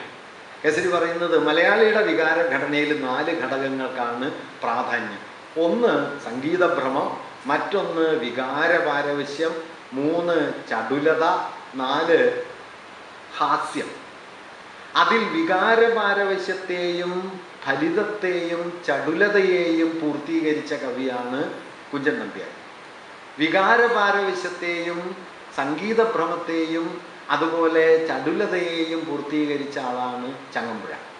അതുകൊണ്ട് മലയാളിയുടെ വികാരഘടനയോട് ഏറ്റവും അടുത്ത് നിൽക്കുന്ന കവിത നമ്പ്യാരും ചങ്ങമ്പുഴയുമാണ് എഴുതിയത്. അതുകൊണ്ട് മലയാളികളുള്ളിടത്തോളം കാലം ഇവർ ഓർമ്മിക്കപ്പെടും എന്ന് കേസരി എഴുതുന്നുണ്ട്. ഞാൻ പറഞ്ഞത് ഇതാണോ മലയാളിയുടെ വികാരഘടന എന്നൊക്കെ ഒരാൾക്ക് തർക്കിക്കാം. പക്ഷെ ഒരു കവി വിജയിക്കുന്നത് അയാളുടെ കവിതയുടെ ആന്തരിക ബലം കൊണ്ട് മാത്രമല്ല, മറിച്ച് അത് വായിച്ച സമുദായത്തിൻ്റെ ബലം കൊണ്ട് കൂടിയാണ് എന്ന് കേസരി കണ്ടിരുന്നു. അതുകൊണ്ടാണ് ടാഗോറിന് ഇംഗ്ലീഷുകാർ ഇഷ്ടപ്പെട്ടത്. ടാഗോറിൻ്റെ കവിത മഹിതമായതുകൊണ്ടല്ല, അവർക്ക് പരിചയമുള്ള സമ്പ്രദായത്തിൽ ടാഗോർ എഴുതിയത് കൊണ്ടാണ്. വാസ്തവത്തിൽ ടാഗോറിനേക്കാൾ വലിയ കവിയാണ് കുമാരനാശാൻ എന്ന് കേസരി എഴുതുന്നുണ്ട്. ടാഗോറിൻ്റെ ഗീതാഞ്ജലി യൂറോപ്പിൽ വിജയിച്ചതിന് 2 കാരണമുണ്ട്. അത് വിവർത്തന സിദ്ധാന്തങ്ങളൊക്കെ പറയുമ്പോൾ എപ്പോഴും പറയും. ഒന്ന്, യൂറോപ്പിന് പരിചയമുള്ള സങ്കീർത്തന ഭാഷയിലാണ് ടാഗോർ ഗീതാഞ്ജലി ഇംഗ്ലീഷിലാക്കിയത്. സയൻസിൻ്റെ ഭാഷ, പഴയ ദൈവത്തിലെ സങ്കീർത്തനത്തിൻ്റെ ഭാഷ, ദൈവവും മനുഷ്യനും തമ്മിലുള്ള ബന്ധത്തെ ഏതാണ്ട് വളരെ സെൻഷ്യസ് ആയ ഒരു കാമുക ബന്ധത്തിൻ്റെ പദാവലികളിലേക്കും അവബോധത്തിലേക്കും ട്രാൻസ്ലേറ്റ് ചെയ്യുന്നതാണ് സങ്കീർത്തന ഭാഷ. ടാഗോർ അത് സ്വീകരിച്ചു. ഒപ്പം തന്നെ ബംഗാളിയിലെ ഗീതങ്ങളുടെ സമ്പ്രദായത്തിൽ നിന്ന് യൂറോപ്പിന് പരിചയമുള്ള ഫ്രീ വേഴ്സിലേക്ക് രൂപത്തെയും മാറ്റി. ഇങ്ങനെ രൂപതലത്തിലും ഭാവതലത്തിലും ബംഗാളി ഗീതാഞ്ജലിയെ അഴിച്ചു പണിത് യൂറോപ്പിന് 2000 വർഷമായി പരിചയമുള്ള ഭാവബന്ധത്തിലേക്കും രൂപ സംവിധാനത്തിലേക്കും ഗീതാഞ്ജലിയെ മാറ്റി എഴുതിയിട്ടാണ് ഗീതാഞ്ജലി യൂറോപ്പ് വായിച്ചത്. അതുകൊണ്ട് യൂറോപ്പ് യൂറോപ്പിൽ ഗീതാഞ്ജലിക്ക് കൈവന്ന വിജയം ഗീതാഞ്ജലിയുടെ സാഹിതീയ വിജയം മാത്രമല്ല, യൂറോപ്പിൻ്റെ വായനാപരിചയത്തിൻ്റെ ബലം കൂടിയാണ്. വായിച്ചുണ്ടായ വലിപ്പമാണ്, എഴുതിയുണ്ടാക്കിയ വലിപ്പം മാത്രമല്ല. ഇത് കേസരി ഈ ചങ്ങമ്പുഴയെയും കുഞ്ഞൻ നമ്പ്യാരെയും കുറിച്ച് പറയുമ്പോഴും പറയുന്നുണ്ട്. ഇതും പ്രധാനമാണ്. കാരണം ഒരു കലാവസ്തു ഫലിക്കുന്നത് അത് പ്രവർത്തിച്ച സമുദായത്തിൻ്റെ ആവശ്യങ്ങളുമായി അതിന് ആഴത്തിൽ എൻഗേജ് ചെയ്യാൻ പറ്റുമ്പോഴാണ്. അല്ലെങ്കിൽ അത് ഫലിക്കില്ല. ബിഥോവൻ്റെ സംഗീതത്തെക്കുറിച്ച് എഴുതുമ്പോൾ പ്ലഖനോവ് പറയുന്നുണ്ട്, മറ്റൊരു കാലത്താണെങ്കിൽ ബിഥോവൻ ഒരു ശരാശരി സംഗീതജ്ഞനായിട്ട് അവസാനിക്കുമായിരുന്നു. മറിച്ച് ബൂർഷ്വാ സമുദായം ഉദയം ചെയ്യുകയും വ്യക്തിയുടെ അപരിമേയമായ ശക്തിയെക്കുറിച്ചുള്ള ബോധം യൂറോപ്പിൽ അലതല്ലുകയും ചെയ്യുന്ന കാലത്ത് ജീവിച്ചു എന്നതാണ് ബിഥോവനെ ലോക സംഗീതജ്ഞനാക്കിയത്. തിരിച്ചദ്ദേഹം നെപ്പോളിയനെ കുറിച്ച് പറയുന്നുണ്ട്. ഈ ക്രൈസിസിൻ്റെ പീരീഡിൽ അല്ലെങ്കിൽ നെപ്പോളിയൻ പരമാവധി ഒരു കേണൽ ആശയം വാസ്തവത്തിൽ കേസരി ഇതിൽ പറയുന്നുണ്ട്. ഒരു കലാവസ്തു പ്രവർത്തിക്കുന്നത് അതിൻ്റെ ആന്തരിക ബലം കൊണ്ടല്ല, അതിൻ്റെ സാമൂഹികമായ വിനിമയ ബലം കൊണ്ടാണ്. ആ വിനിമയ ബലം വസ്തുവിനുള്ളിലല്ല, ബന്ധത്തിനുള്ളിലാണ് എന്ന് പറയാം. ഇങ്ങനെ പ്രസ്ഥാനം എന്ന് പറയുന്നതിന് വിശാലമായ അർത്ഥത്തിൽ ഒരു കാലത്തിൻ്റെ സാമൂഹ്യ ചരിത്ര ബന്ധങ്ങളുടെ ആകമാനമുള്ളൊരു പടക്കളമായിട്ട് കണ്ട് ആ പടക്കളത്തിൻ്റെ നടുവിൽ കലാവസ്തുവിനെ പ്രതിഷ്ഠിക്കുന്നതാണ് വാസ്തവത്തിൽ കേസരിയുടെ പ്രസ്ഥാന വിമർശനം. അതൊരു സാങ്കേതിക കാര്യപരിപാടിയല്ല. ഈ പ്രസ്ഥാന വിമർശനത്തിന് ഒരാൾ ഒരുങ്ങി പുറപ്പെടണമെങ്കിൽ അയാൾക്ക് കലാനിരൂപണത്തിന് ഇറങ്ങുന്ന ആൾക്ക് കല മാത്രം അറിഞ്ഞാൽ പോരാ. കാരണം കല രൂപപ്പെടുന്നത് കല കൊണ്ട് മാത്രമല്ല. അനവധി വിജ്ഞാന ശാഖകളിൽ ഒരേ സമയത്ത് അറിവുണ്ടെങ്കിൽ മാത്രമാണ് നിങ്ങൾക്ക് ഈ കൺവെർജൻസിനെ മനസ്സിലാക്കാൻ പറ്റും. ആ കൺവെർജൻസ് മനസ്സിലായില്ലെങ്കിൽ നിങ്ങൾ കല മാത്രമാണ് എന്ന് തെറ്റിദ്ധരിക്കും. അതുകൊണ്ട് കലാവിജ്ഞാനം എന്ന് പറയുന്നത് വാസ്തവത്തിൽ വിപുലമായ ഈ റിലേഷനെ മനസ്സിലാക്കലാണ്. അതിൻ്റെ ഒരു ക്ലാസിക്കൽ ഉദാഹരണം പൊറ്റക്കാടിൻ്റെ പൗർണമി എന്ന കഥാസമാഹാരത്തിൻ്റെ നിരൂപണത്തിൽ കേസരി നടത്തുന്നുണ്ട്. വായിച്ചാൽ നമുക്കിപ്പോഴും അസ്വാസ്ഥ്യം തോന്നും. അതായത് പൗർണമി എന്ന കഥാസമാഹാരത്തിൽ ഒരു കഥ ഈ കുഷ്ഠരോഗിയെക്കുറിച്ചാണ്. അപ്പോൾ കുഷ്ഠരോഗം മാറാത്തൊരസുഖമാണ് എന്ന അസംഷനിലാണ് കഥ എഴുതപ്പെട്ടിട്ടുള്ളത്. അതുകൊണ്ട് കുഷ്ഠരോഗം വന്ന ഒരാളെ ഒരു ട്രാജിക് ഹീറോ ആയിട്ട് അവതരിപ്പിച്ചുകൊണ്ടാണ് കഥ പോകുന്നത്. കേസരി കഥയുടെ ഉള്ളടക്കവും അതിനെക്കുറിച്ചുള്ള തൻ്റെ ചില നിരീക്ഷണങ്ങളും 1-2 പാരഗ്രാഫിലായിട്ട് പറഞ്ഞിട്ട് പിന്നെ ഏതാണ്ട് 9 പാരഗ്രാഫിൽ പുള്ളി ചർച്ച ചെയ്യുന്നത് വാസ്തവത്തിൽ പൊറ്റക്കാടിന് ഇതിൽ പറ്റിയിട്ടുള്ളൊരു പെശക് കുഷ്ഠരോഗം മാറാവുന്നൊരസുഖമായി കഴിഞ്ഞു എന്ന് അദ്ദേഹം മനസ്സിലാക്കുന്നില്ല എന്നതാണ്. കുഷ്ഠരോഗ ചികിത്സ കുഷ്ഠത്തെ ചികിത്സിച്ചു മാറ്റാവുന്ന ഒരു അസുഖമാക്കി. അങ്ങനെ ചികിത്സിച്ചു മാറ്റാവുന്ന ഒരു അസുഖത്തെ മുൻനിർത്തി നിങ്ങളൊരു ട്രാജിക് ഹീറോയിനെ വിഭാവനം ചെയ്താൽ ആ ട്രാജഡി നിൽക്കില്ല. പിന്നെ 4 പേജ് കഥാനിരൂപണത്തിൽ കുഷ്ഠരോഗ ചികിത്സയുടെ ചരിത്രം. അതുകൊണ്ട് 4.5 പേജ് കഥാനിരൂപണം, 1/2 പേജ് കഥ, 4 പേജ് കുഷ്ഠം. ഇത് കഥാനിരൂപണമാണോ എന്നൊരാൾക്ക് ന്യായമായിട്ടും സംശയിക്കാം. പക്ഷെ കേസരി പറഞ്ഞ പോയിന്റ് ഇത്രയേ ഉള്ളൂ. ഈ സമകാലിക ജ്ഞാനത്തിൽ തിരിച്ചറിവില്ലെങ്കിൽ നിങ്ങൾ എഴുതുന്ന കഥ ഇങ്ങനെ ചരിത്രത്തിൽ തട്ടി വീഴും.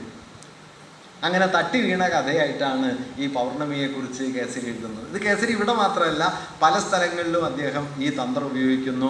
മനഃശാസ്ത്രം, ഭാഷാശാസ്ത്രം, നരവംശാസ്ത്രം, മിത്തോളജി, പുരാവസ്തു വിജ്ഞാനം, പ്രാക്ചരിത്രം, ആധുനിക ശാസ്ത്രം, ഇങ്ങനെ എത്രയോ വിജ്ഞാന മേഖലകളിലെ അറിവുകളെ കലാനിരൂപണത്തിലേക്കും സാഹിത്യ വിചാരത്തിലേക്കും കൊണ്ടുവന്നിട്ടാണ് അദ്ദേഹം തൻ്റെ സാഹിത്യ സങ്കല്പം വികസിപ്പിച്ചെടുത്തത് എന്നതാണ് നമ്മൾ ആലോചിക്കേണ്ടത്. കാരണം അദ്ദേഹത്തെ സംബന്ധിച്ച് ഒരു കലാവസ്തു എന്ന് പറയുന്നത് അതിനുള്ളിൽ ഉള്ള ഒന്നല്ല, അതൊരു ലോകബന്ധമാണ്.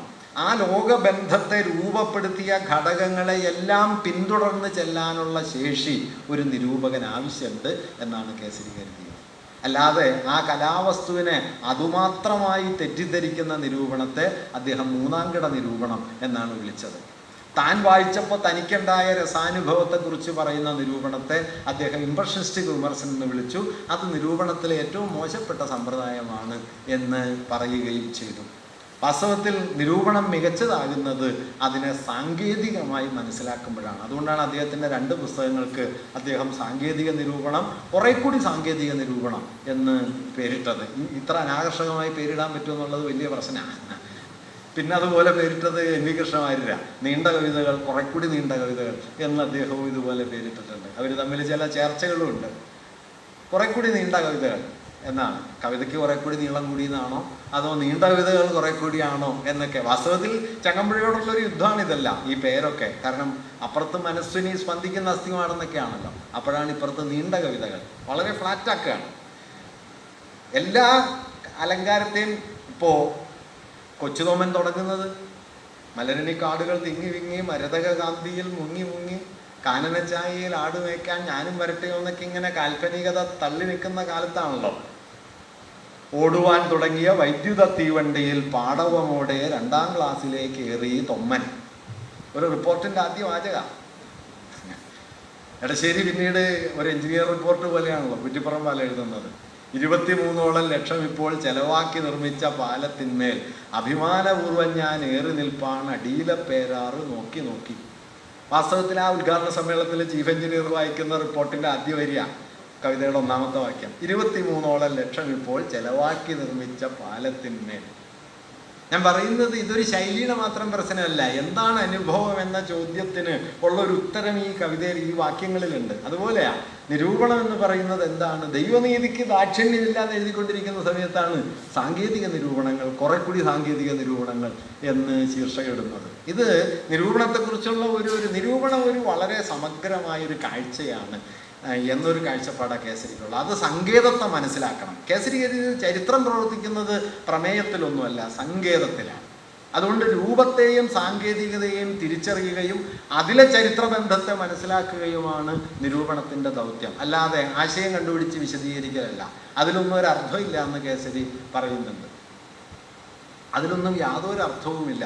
കാളിദാസന്റെ ശൈലി മഹാരീതിയാണ്, ഷേക്സ്പിയറോടും ദാന്തയോടും ഒപ്പം പോകുന്നതാണ്. പക്ഷേ ജീവിത വീക്ഷണം വളരെ യാഥാസ്ഥിതികമാണ് എന്നാണ് കേസരി കാളിദാസനെ കുറിച്ച് എത്രയോ മുമ്പ് പറയുന്നത്. ഇത് കേസരിയുടെ ഒരു സവിശേഷമായ രീതിയാണ്. അതുകൊണ്ട് നിരവധി വിജ്ഞാനങ്ങളിലൂടെ ആ വിജ്ഞാനങ്ങളൊക്കെ മനുഷ്യാവസ്ഥയെ വിശദീകരിക്കാൻ, യാഥാർത്ഥ്യത്തെ വിശദീകരിക്കാൻ നാം ഉണ്ടാക്കിയ വഴികളാണ്. ആ വഴികളിലൂടെയൊക്കെ കലയിലേക്ക് ചെല്ലണം. കാരണം കല അതിനെയൊക്കെ ഉൾക്കൊള്ളുന്നുണ്ട്. അതിൽ മനോവിജ്ഞാനത്തിന്, പ്രാക്ചരിത്രത്തിന്, പുരാവിജ്ഞാനത്തിന്, നരവംശാസ്ത്രത്തിന് ഒക്കെ പങ്കുണ്ട്. ഇതെല്ലാം അറിയുന്ന ഒരാളെ വാസ്തവത്തിൽ ഈ സാഹിത്യത്തെ വിശദീകരിക്കാൻ പറ്റൂ. കാരണം സാഹിത്യം, കല ഏറ്റവും ആഴത്തിൽ ചരിത്രപരമായ ഒന്നാണ്. ഏറ്റവും ആഴത്തിൽ ചരിത്രപരം എന്നതിൻ്റെ അർത്ഥം ചരിത്രവിജ്ഞാനത്തിൻ്റെ പകർപ്പാണ് എന്നല്ല, ചരിത്രവിജ്ഞാനം പറയാതെ വിട്ട ചരിത്രത്തിൻ്റെ ലോകമാണ് കലയുടെ ലോകം. ഇതാണ് കേസരിയുടെ കാഴ്ച. അതുകൊണ്ട് ഇപ്പം അദ്ദേഹം പറഞ്ഞ ഒരു ഉദാഹരണം, കുറേ ഉദാഹരണങ്ങളുണ്ട്. ഇപ്പം നിങ്ങൾ സുന്ദരകല പാശ്ചാത്യവും പൗരസ്ത്യവും എന്ന അദ്ദേഹത്തിൻ്റെ പ്രസിദ്ധമായ പ്രബന്ധം എടുത്താൽ എന്തുകൊണ്ടാണ് ഈ ബംഗാളിൽ ശില്പകലയിൽ സൂക്ഷ്മാലങ്കാരങ്ങൾ ഉണ്ടാവാതെ പോയത്, എന്തുകൊണ്ടാണ് യൂറോപ്പിലും നമ്മുടെ വിജയനഗര മേഖലകളിലുമൊക്കെ സൂക്ഷ്മാലങ്കൃത ശില്പങ്ങൾ ഉണ്ടായത് എന്ന ചോദ്യം അദ്ദേഹം ഉന്നയിക്കുന്നു. അതിന് അദ്ദേഹം ഉത്തരം പറയുന്നത് ഇവിടെ രണ്ടിടത്തും സാൻഡ്സ്റ്റോൺ ലഭ്യമാണ്. സോപ്പ് സ്റ്റോൺ എന്ന് പറയുന്ന വളരെ മൃദുവായ ശില ലഭ്യമാണ്. മൃദുവായ ശിലയുടെ ഗുണം എന്താണ്? എത്ര വേണമെങ്കിലും കാർവ് ചെയ്യാം. ബംഗാളിൽ പക്ഷേ കിട്ടുന്ന കല്ല് ഗ്രാനൈറ്റ് പോലത്തെ കഠിന ശിലയാണ്. അതിൽ കൊത്താൻ പറ്റില്ല, കൊത്തിയാൽ ചെതറിപ്പോവും. അതുകൊണ്ട് കലയിൽ സൂക്ഷ്മാലങ്കാരം ഉണ്ടാകുന്നത് ശില്പിയുടെ മികവ് കൊണ്ട് മാത്രമല്ല, കല്ലിൻ്റെ തരം കൊണ്ടുമാണ്. അതുകൊണ്ട് കലാനിരൂപണത്തിനിറങ്ങുന്ന, ശില്പകലാനിരൂപണത്തിനിറങ്ങുന്ന ആൾ ശൈലീ വിജ്ഞാനം മാത്രം പഠിച്ചാൽ പോരാ, ശില്പശൈലിയെക്കുറിച്ച് മാത്രം പഠിച്ചാൽ പോരാ, ജിയോളജി കൂടി അറിയണം. ഇതാണ് പ്രശ്നം. ഏത് കല്ല് എവിടെ കിട്ടും, ഏത് കല്ല് എവിടെ കിട്ടുമെന്ന് മനസ്സിലാക്കിയാൽ മാത്രമാണ് എന്തുകൊണ്ട് ശില്പം അവിടെ ഇങ്ങനെയായി ഇവിടെ ഇങ്ങനെയായില്ല. ഇന്ത്യയിലെ ശില്പകലയിൽ ആധ്യാത്മികത്വം കൂടി നിൽക്കുന്നതിൻ്റെ കാരണം കേസരി കണ്ടെത്തുന്നത് വിഷ്ണുധർമ്മോത്തരം നൽകുന്ന നിർദ്ദേശങ്ങളിൽ ലൗകിക കല മരത്തിലും അധ്യാത്മകല കല്ലിലും കൊത്താനുള്ള നിർദ്ദേശമാണ്. മതാത്മക കല കല്ലിൽ കൊത്തുമ്പോൾ കല്ലിലെ ശില്പം ദീർഘകാലം നിലനിൽക്കും. ലൗകിക കല മരത്തിലാണ് കൊത്തിയത്, മരം 300-400 കഴിയുമ്പോൾ ദ്രവിച്ചു പോകും. അതുകൊണ്ട് ഇന്ത്യയിലെ കലയിൽ ലൗകികത തെളിയാത്തതിന് കാരണം ഇന്ത്യയുടെ കലാനിർമ്മാണ രീതിയിൽ ഈ ലൗകിക കല മരവുമായി ബന്ധപ്പെട്ട് നിന്നതാണ് എന്ന് കേസരി പറയുന്നുണ്ട്. ഇത് തിരിച്ചറിഞ്ഞാലേ നിങ്ങൾക്ക് ഈ ഇന്ത്യയുടെ കലാപാരമ്പര്യത്തിൻ്റെ ആധ്യാത്മിക മഹത്വം എന്ന അബദ്ധത്തിൽ നിന്ന് പുറത്തു കിടക്കാൻ പറ്റൂ എന്ന് കേസരി പറയുന്നു. ഇങ്ങനെ മീഡിയത്തെ നോക്കുക എന്നുള്ളത് വളരെ പ്രധാനപ്പെട്ട കാര്യമാണ്. അതുകൊണ്ട് സങ്കേതത്തെ മനസ്സിലാക്കുക. ഇപ്പം അദ്ദേഹം തന്നെ രസമുള്ളൊരു കാര്യം പറയുന്നുണ്ട്. ഇപ്പോൾ യവനര് ദൈവത്തെ ഉണ്ടാക്കിയപ്പോൾ അവര് മാനുഷികമായ ശേഷിയുടെ മഹത്വത്തിലാണ് ദൈവികത എന്ന് കണ്ടതുകൊണ്ട് മനുഷ്യരൂപത്തിൻ്റെ ബൃഹത് മാതൃകകളെ ദൈവരൂപമാക്കി മാറ്റി. അതുകൊണ്ട് മനുഷ്യൻ്റെ രൂപത്തിൻ്റെ തന്നെ പെരുപ്പമാണ്, അതിൻ്റെ ശക്തിയുടെ പെരുപ്പം, അതിൻ്റെ സൗന്ദര്യത്തിൻ്റെ പെരുപ്പം, അതിൻ്റെ ബുദ്ധിയുടെ പെരുപ്പം, ഇതെല്ലാമാണ് യവന പാരമ്പര്യത്തിലെ ദൈവം. മറിച്ച് ഇന്ത്യക്കാരാകട്ടെ മാനുഷിക രൂപത്തിൻ്റെ ഡിസ്റ്റോർഷൻസാണ് ദൈവമായിട്ട് കണ്ടത്. അതുകൊണ്ട് ഒരു തലയ്ക്ക് പകരം 3 തല, 2 കൈക്ക് പകരം 4 കൈ, 8 കൈ, 16 കൈ, ആനയുടെ തലയും മനുഷ്യൻ്റെ ശരീരവും ചേർന്നുള്ള ഡിസ്റ്റോർട്ടഡ് ഫോംസ് ആണ് കലയായി ദൈവഭാവനയായി ഇവിടെ വന്നത് എന്ന് അദ്ദേഹം വിശദീകരിക്കുന്നുണ്ട്. ഹിന്ദുക്കൾ ദൈവങ്ങളെ രൂപപ്പെടുത്തിയത് മനുഷ്യരൂപത്തിൻ്റെ വികൃതവൽക്കരണം വഴിയാണ്, യവനർ ചെയ്തത് ബൃഹദീകരണം വഴിയാണ്. ഇത് 2 മനോഭാവങ്ങളാണ്, ഇത് 2 കലാരീതികളും 2 ദൈവസങ്കല്പങ്ങളുമായിട്ട് മാറി. ഇന്ത്യക്കാരുടെ പുനർജന്മബോധമാണ് ഇന്ത്യയിൽ ട്രാജഡികൾ ഉണ്ടാകാതിരിക്കുന്നതിനും ഇന്ത്യയിൽ യൂറോപ്പിലെന്ന പോലെ ബൃഹത്തായ മരണാനന്തര സ്മാരകങ്ങൾ ഉണ്ടാകാതിരുന്നതിനും കാരണം എന്ന് അദ്ദേഹം പറയുന്നു. കാരണം മരിച്ചവരൊക്കെ അടുത്ത ആഴ്ച വീണ്ടും വരാനുള്ളതുകൊണ്ട് മരിച്ചവർക്ക് സ്മാരകം ഉണ്ടാക്കേണ്ട കാര്യമില്ല. മറിച്ച് ഇസ്ലാമിക ക്രൈസ്തവ വിശ്വാസം അനുസരിച്ചവർ മരിച്ചവർ എന്നേക്കുമായിട്ട് മരിച്ചു പോവുകയാണ്. അതുകൊണ്ട് അവർക്ക് സ്മാരകം വേണം. അതുകൊണ്ട് താജ്മഹലും അതുപോലുള്ള മഹാസ്മാരകങ്ങളും ഉണ്ടായി. ഹിന്ദുക്കൾ അതുണ്ടാക്കിയില്ല. കാരണം പുനരഭിജനനം, പുനരഭിമരണം. ഇങ്ങനെ ഒരു ജനതയുടെ സവിശേഷമായ മതബോധം എങ്ങനെയാണ് അവരുടെ കലാരൂപമായി തീരുന്നത്? എങ്ങനെയാണ് രൂപനിർമ്മാണത്തിൽ ദൈവത്തെ അരൂപിയായി സങ്കല്പിച്ചതുകൊണ്ട് ഇസ്ലാമിക വാസ്തുശില്പം ഉടനീളം ഗോളാകാരങ്ങൾ വന്നു നിറഞ്ഞത്? കാരണം രൂപരാഹിത്യത്തിൻ്റെ രൂപമാണ് ഗോളം. രൂപരാഹിത്യമാണ് ദൈവമെങ്കിൽ രൂപരാഹിത്യത്തിൻ്റെ രൂപമായിട്ട് ഗോളം വരുന്നു. കേസരി പറയുന്ന ഒരു കാര്യം കൂടിയുണ്ട് കേട്ടോ. ദൈവത്തെ അരൂപിയായി സങ്കല്പിക്കുന്ന ഇസ്ലാമിക പാരമ്പര്യത്തിൽ ഉൾപ്പെട്ട ഉസ്താദുമാർ ആലപിക്കുന്നത് കൊണ്ടാണ് ഹിന്ദുസ്ഥാനി സംഗീതം അർത്ഥത്തെ ശബ്ദമാക്കുന്ന ആലാപനത്തെ കൂടുതൽ സ്വീകരിക്കുന്നത്. നിങ്ങൾ ഹിന്ദുസ്ഥാനി ഗാന രീതി കേട്ടാൽ ഹിന്ദുസ്ഥാനിയിൽ നിന്ന് അതിനും ടെക്സ്റ്റ് ഉണ്ട്, പക്ഷേ ആ ടെക്സ്റ്റ് നിങ്ങൾക്ക് കേട്ട് മനസ്സിലാക്കാൻ പറ്റില്ല. ഇപ്പം ജഗതോദ്ധാരണ എന്നൊരു വാക്കിൽ ഒരു കൃതി തുടങ്ങുന്നത് പോലെ ഹിന്ദുസ്ഥാനി സംഗീതത്തിൽ ആലപിക്കപ്പെടുന്ന ഒരു പാട്ടിലെ ആദ്യത്തെ വാക്ക് ഏതാണ്, വരി ഏതാണ് എന്ന് കേൾവിന്ന് മനസ്സിലാക്കാൻ പറ്റില്ല. കാരണം അർത്ഥത്തെ ശബ്ദമായി ഇങ്ങനെ പരത്തിക്കൊണ്ടിരിക്കും, ശബ്ദമായി ഇങ്ങനെ പരത്തും. അതിന് കാരണം എന്താണെന്ന് വെച്ച് കഴിഞ്ഞാൽ ഹിന്ദുസ്ഥാനിയുടെ ആലാപനത്തിൽ ഏർപ്പെടുന്ന വലിയൊരു വിഭാഗം ദൈവത്തെ സരൂപിയായി സങ്കല്പിക്കാൻ വിമുഖമായ ഇസ്ലാമിക പാരമ്പര്യത്തിൽപ്പെട്ടവരാണ്. പക്ഷേ കൃതി ദൈവത്തെ രൂപത്തിൽ വർണ്ണിക്കുന്നു. അപ്പം രൂപവർണ്ണനയുള്ള ദൈവത്തെ ആലാപനത്തിൽ രൂപരഹിതനാക്കണം. രൂപവർണ്ണനയുള്ള ദൈവത്തെ ആലാപനം കൊണ്ട് രൂപരഹിതമാക്കണമെങ്കിൽ ആലാപനം പുതിയൊരു പ്രകാരം സ്വീകരിക്കണം. ആ പ്രകാരം അർത്ഥത്തിൽ നിന്ന് ശബ്ദത്തിലേക്ക് വാക്കിനെ അടിച്ചു വരത്തലാണ്. അതുകൊണ്ട് ഹിന്ദുസ്ഥാനിയുടെ ആലാപനക്രമം എന്നത് ഒരു സവിശേഷമായ മതാത്മക ബോധവും മറ്റൊരു മതപാരമ്പര്യത്തിൽ നിന്ന് വന്ന പാഠപാരമ്പര്യവും തമ്മിലുള്ള ചേർച്ചയിൽ നിന്നാണ് ഈ ആലാപനക്രമം വികസിച്ചു വരുന്നത്. ഇങ്ങനെയാണ് കലയിൽ ചരിത്രം സന്നിഹിതമാകുന്നത് എന്ന് അദ്ദേഹം പല രൂപത്തിൽ വിശദീകരിക്കുന്നുണ്ട്. അതിൽ സുന്ദരകല പാശ്ചാത്യവും പൗരസ്ത്യവും നോക്കിയാൽ അതിൻ്റെ വിശദാംശങ്ങൾ നമുക്ക് കാണാൻ പറ്റും. ജപ്പാൻകാരുടെ വികാരപരമായ അതിസൂക്ഷ്മത അവരുടെ അലങ്കാരപ്പണികളിൽ എങ്ങനെ തെളിഞ്ഞു വരുന്നു, ഫ്രഞ്ച് ബുദ്ധിയുടെ പ്രസാദാത്മകത എങ്ങനെയാണ് ഫ്രഞ്ച് ലിറിസിസത്തിൻ്റെ ഭാവഗാനത്തിൻ്റെ അടിത്തറയായത്, ഇറ്റാലിയന്മാരുടെ വൈകാരികത അവരുടെ സംഗീതത്തിൽ എങ്ങനെയാണ് പ്രക്ഷുബ്ധത സൃഷ്ടിച്ചത്, ജർമ്മൻകാരുടെ ക്ഷമയും പരിശീലനവും അവരുടെ ഗോഥിക് വാസ്തുശില്പങ്ങളായി രൂപാന്തരപ്പെട്ടത് എങ്ങനെയാണ് എന്നിങ്ങനെ വികാരപരമായ ഘടകങ്ങളെ പരിശോധിച്ചുകൊണ്ടും അതുപോലെ ചിന്താപരമായ വ്യത്യാസങ്ങളെ പരിശോധിച്ചുകൊണ്ടും സാങ്കേതിക വ്യത്യാസങ്ങളെ പരിശോധിച്ചുകൊണ്ടുമൊക്കെ അദ്ദേഹം ഈ രൂപനിർമ്മാണത്തെക്കുറിച്ച് പറയുന്നുണ്ട്. അതിൽ ഒരു കാര്യം കൂടി അവിടെ കൗതുകമായിട്ട് പറയാം. ഇപ്പോൾ ഇംപ്രഷനിസത്തെക്കുറിച്ചുള്ള ചർച്ചയിൽ കേസരി പറയുന്നത് ഫോട്ടോഗ്രാഫിക് ദൃഷ്ടിയുടെ വരവാണ് ഇംപ്രഷനിസം ഉണ്ടാക്കിയത്. കാരണം ക്യാമറ യാഥാർത്ഥ്യത്തെ അതേപടി പകർത്തുന്നതോടെ പിന്നെ യാഥാർത്ഥ്യത്തെ പകർത്താനായിട്ട് പ്രത്യേകിച്ച് ഒരു കലാവസ്തുവിൻ്റെ ആവശ്യമില്ല, കലയുടെ ആവശ്യമില്ല. അതുകൊണ്ട് കണ്ടതിനെ പകർത്തുക എന്നുള്ളതിന് പകരം കണ്ടതുണ്ടാക്കിയ മനോഭാവത്തെ പകർത്തുക, subjective rendering of an objective real വസ്തുയാഥാർത്ഥ്യത്തിൻ്റെ ആത്മനിഷ്ഠമായ പകർത്തലായിട്ട് കല മാറുന്നു, ഇംപ്രഷനിസ്റ്റിക് കല മാറുന്നു. അങ്ങനെ ഫോട്ടോഗ്രാഫിക് ദൃഷ്ടിയുടെ ഒരു ഒരു അതിനോടുള്ള പ്രതികരണമായിട്ടാണ് ഇംപ്രഷനിസം വരുന്നത് എന്ന് പറയുന്ന കേസരി തന്നെ ഇംപ്രഷനിസ്റ്റ് കലയിലും ഫോട്ടോഗ്രാഫിക് ദൃഷ്ടി തുടരുന്നുണ്ട് എന്ന് മറുഭാഗത്ത് വിശദീകരിക്കുന്നുണ്ട്. അത് ദേഗായുടെ ചിത്രങ്ങളിൽ കാണുന്ന കട്ട് ഫ്രെയിംസിനെ കുറിച്ച് പറയുന്ന സമയത്ത് കേസരി പറയുന്നത്, അതായത് ഒരു നൃത്തരംഗം ചിത്രീകരിക്കുക, ആ നൃത്തരംഗം ചിത്രീകരിക്കുന്ന സമയത്ത് അറ്റത്തുള്ള നർത്തകിയുടെ ഒരു കൈ മാത്രം ക്യാൻവാസിലുണ്ടാവുക, അല്ലെങ്കിൽ അവളുടെ പാവാടയുടെ ഒരു അരികു മാത്രം ഉണ്ടാവുക. ഇങ്ങനെ ഒരു ദൃശ്യബോധം ഒരാൾക്ക് കൈവരുന്നത് ഫോട്ടോഗ്രാഫിക് ദൃഷ്ടിയുടെ ഫലമായിട്ടാണ്. കാരണം ഫോട്ടോഗ്രാഫിൽ മാത്രമാണ് ഒരു കൈയിൻ്റെ അറ്റം മാത്രം ഉണ്ടാവുക, ഒരു പാവാടയുടെ മൂല മാത്രം ഉണ്ടാവുക. ഒറിജിനലായിട്ട് വരയ്ക്കുന്ന സമയത്ത് നർത്തകിയെ ഒന്നുകിൽ മുഴുവനായിട്ട് വരയ്ക്കും, അല്ലെങ്കിൽ വരയ്ക്കില്ല. മറിച്ച് ഫോട്ടോഗ്രാഫി വരുന്ന സമയത്ത് ആ ഫ്രെയിമിൽ പെടുന്ന എല്ലാം ക്യാമറയിൽ വരും, ചിത്രത്തിൽ വരും. അങ്ങനെ ഫോട്ടോഗ്രാഫിക് ദൃഷ്ടിക്കെതിരായി വന്ന ഇംപ്രഷനിസം മറ്റൊരു നിലയിൽ ഫോട്ടോഗ്രാഫിക് ദൃഷ്ടിയെ തുടരുന്നുമുണ്ട്. ഈ രണ്ടാമത്തത് മറ്റാരെങ്കിലും പറഞ്ഞ് ഞാൻ കണ്ടിട്ടില്ല. ആദ്യത്തെ ഇതെല്ലാവരും പറയും, ഫോട്ടോഗ്രാഫിയോടുള്ള കലാചരിത്രത്തിൻ്റെ പ്രതികരണമാണ് ഇംപ്രഷനിസം.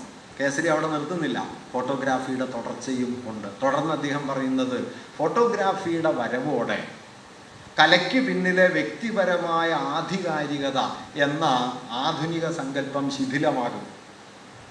ഇത് കേസരി എഴുതുന്നത് 1940 Walter Benjamin art in the age of mechanical reproduction German ഭാഷയിൽ എഴുതുന്നത് 55, ഇംഗ്ലീഷിൽ അത് പുറത്തു വരുന്നത് 72. ഫോട്ടോഗ്രാഫിയുടെ വരവോടെ കലയുടെ ആധികാരികത, വ്യക്തിപരമായ ആധികാരികതയ്ക്ക് മേൽ ഉറച്ചു നിൽക്കുന്ന കലാസങ്കല്പത്തിൻ്റെ നിഗൂഢത അവസാനിക്കും, കല ജനാധിപത്യത്തിലേക്ക് പ്രവേശിക്കും എന്ന് കേസരി വാൾട്ടർ ബെഞ്ചമിൻ ഈ ആശയം പറയുന്നതിന് ഏതാണ്ട് 25 കൊല്ലം മുമ്പ് മലയാളത്തിൽ എഴുതിയിട്ടുണ്ട്. ഇങ്ങനെ ചിന്തിച്ച ഒരാളുടെ പേരാ കേസരി ബാലകൃഷ്ണപിള്ള. അല്ലാതെ നമ്മുടെ സാമാന്യ നിരൂപകരുടെ ഗണത്തിൽ സാഹിത്യത്തെക്കുറിച്ചും കലയെക്കുറിച്ചും അവിടെ ഇവിടെയും എന്തെങ്കിലും പറഞ്ഞു ഇത്ര ആഴത്തിൽ ചിന്തിച്ച ആളാണ്. സാങ്കേതിക വിദ്യ കലയിൽ എങ്ങനെ പ്രവർത്തിക്കുന്നു മാത്രമല്ല, കലയെ എങ്ങനെ മാറ്റും. പീറ്റ് മോണ്ട്രിയാൻ്റെയും സെവറിനിയുടെയും ഒക്കെ ചിത്രങ്ങളെക്കുറിച്ച് കേസരി എഴുതുന്ന സമയത്ത് കേസരി ഇത് പറയുന്നുണ്ട്. കണ്ടിൻസ്കിയുടെയും മോണ്ട്രിയാൻ്റെയും സെവറിനിയുടെയും സെവറിനിയുടെ ചിത്രങ്ങളെക്കുറിച്ച് സെവറിനി തന്നെ പറയുന്ന ഒരാശയം, അമൂർത്തമായ രൂപങ്ങളിലേക്കും കേവലമായ ആദർശ രൂപങ്ങളിലേക്കും കല നീങ്ങുകയാണ്. അതുകൊണ്ട് അമൂർത്തമായ ആദർശ രൂപങ്ങളെ കൊണ്ട് കല സൃഷ്ടിക്കാനാണ് ഞങ്ങൾ ശ്രമിക്കുന്നത് എന്ന് അബ്സ്ട്രാക്ട് ആർട്ടിനെ കുറിച്ചുള്ള ഒരു വിശദീകരണം പോലെ സെവറിനി പറയും. കേസരി പക്ഷേ സെവറിനിയെ തിരുത്തിയിട്ട് പറയുന്നത്, സെവറിനി ചെയ്യുന്നത് സ്റ്റാർട്ടാക്കി നിർത്തിയ ഒരു കാറിൻ്റെ ഊർജത്തെ വരയ്ക്കാൻ ശ്രമിക്കുകയാണ്. നോക്കൂ, അതുല്യമായ ഒരു കൽപ്പനയാണ്. സ്റ്റാർട്ടാക്കി നിർത്തിയ ഒരു കാറ് നിങ്ങൾക്ക് വരയ്ക്കാം, സ്റ്റാർട്ടാക്കി നിർത്തിയ ഒരു കാറിൻ്റെ ഊർജം വരയ്ക്കുക. കേസരി പറയുന്നുണ്ട്, ഭാവിയിൽ യന്ത്രകല വികസിക്കും. അതിൻ്റെ മാതൃകയായിട്ട് മോണ്ട്രിയാൻ്റെയും അതുപോലെ വെള്ളച്ചാട്ടത്തിൽ നിലീനമായ ഊർജത്തിൻ്റെ വരയാണ് കണ്ടിൻസ്കിയുടെ ചിത്രങ്ങളിൽ നമ്മൾ കാണുന്നത് എന്ന് പറഞ്ഞിട്ട്, ഊർജസമൃദ്ധമായ ഒരു വെള്ളച്ചാട്ടത്തിൽ നിന്നും ഊർജം, വൈദ്യുതി നാം ഉണ്ടാക്കുന്നത് പോലെ ആ ഊർജത്തെ ചിത്രമാക്കാനായിട്ട് ശ്രമിക്കുന്നതാണ് കണ്ടിൻസ്കിയുടെ ചിത്രങ്ങൾ. ഈ നിരീക്ഷണങ്ങൾ ശരിയോ തെറ്റോ എന്നൊക്കെ ഒരാൾക്ക് തർക്കിക്കാൻ, ഞാൻ അത് വാദിക്കുകയല്ല. പക്ഷെ കേസരി കലയെ കാണുന്ന രീതിയുടെ സവിശേഷത, മോണ്ട്രിയാന്റെ ചിത്രങ്ങളിൽ യാന്ത്രികമായ കൃത്യത ഉണ്ടാക്കുന്ന, ക്രമീകരണം ഉണ്ടാക്കുന്ന ഒരു വിന്യാസത്തെയാണ് പീറ്റ് മോണ്ട്രിയാൻ തൻ്റെ ചതുരക്കളങ്ങളിലൂടെ ഉണ്ടാക്കുന്നത് എന്ന് അദ്ദേഹം വിശദീകരിക്കുകയും ഒക്കെ ചെയ്യുന്നുണ്ട്. ഇങ്ങനെ കലയുടെ സങ്കേതത്തിലൂടെ തന്നെ ആ കലയെക്കുറിച്ചുള്ള ചരിത്രവൽക്കരണം നടത്താനാണ് അദ്ദേഹം ശ്രമിക്കുന്നത്. ഇതുപോലെ മൂന്നാമത്തെ ഒരു ഘടകമാണ് ഞാൻ നേരത്തെ പറഞ്ഞ ഫങ്ഷണലിസം. ആ ഫങ്ഷണലിസം ഞാൻ നേരത്തെ വിശദീകരിച്ചു. ഒരു കലാവസ്തു എന്തിനു വേണ്ടിയാണോ രൂപപ്പെട്ടത് അതിനെ മുൻനിർത്തി വേണം അതിനെ വിലയിരുത്താൻ. മറ്റൊരു പ്രമാണം കൊണ്ട് അതിനെ വിലയിരുത്താനായിട്ട് തുനിയരുത് എന്ന ഒരു വിശദീകരണം അദ്ദേഹം അവിടെ നടത്തുന്നുണ്ട്. ഒപ്പം തന്നെ പുതിയ കാലമുണ്ടാക്കുന്ന അനുഭവങ്ങളെ അദ്ദേഹം സവിശേഷമായി നോക്കിക്കാണുകയും ചെയ്തു. മണിനാഥത്തിനെതിരെ എഴുതിയ അവതാരികയിൽ ആധുനിക കാലമുണ്ടാക്കുന്ന നാഗരികമായ പ്രതിസന്ധികൾ നൽകുന്ന ഒരു വാഗ്ദാനം, കലാകാരന്മാർക്ക് നൽകുന്ന ഒരു വാഗ്ദാനമാണ് ആത്മഹത്യ എന്ന് അദ്ദേഹം എഴുതുന്നുണ്ട്. ആത്മഹത്യയെക്കുറിച്ച് കേസരി എഴുതിയ ഒരു വാക്യം, സാമുദായിക ജീവിതത്തിലെ ജീർണതകളെ പരിഹരിക്കാനുള്ള തൻ്റെ ശ്രമങ്ങൾക്ക് വേണ്ടത്ര ഇടം കിട്ടാതെ വരുന്നത് കൊണ്ടുണ്ടാകുന്ന വിഷാദമാണ് പുതിയ കാലത്തെ എഴുത്തുകാരെ ആത്മഹത്യയിലേക്ക് നയിക്കുന്നത് എന്നാണ്. വാൾട്ടർ ബെഞ്ചമിൻ പിന്നീട് ആത്മഹത്യയെക്കുറിച്ച് എഴുതിയ ഒരു വാചകം, suicide is the achievement of modernity in the field of passions. വികാരങ്ങളുടെ പടനിലങ്ങളിൽ ആധുനികതയുണ്ടാക്കിയ കൈവരിച്ച വലിയ നേട്ടങ്ങളിലൊന്നാണ് ആത്മഹത്യ. ആത്മഹത്യയെക്കുറിച്ച് ദർഘ്യമൊക്കെ എഴുതുന്നതിന് മുമ്പ് കേസരി ആത്മഹത്യയെ ഒരു സോഷ്യോ ഹിസ്റ്റോറിക്കൽ എക്സ്പ്രഷനായിട്ട് കാണുന്നുണ്ട് എന്ന കാര്യമാണ് ഞാൻ പറഞ്ഞു വന്നത്.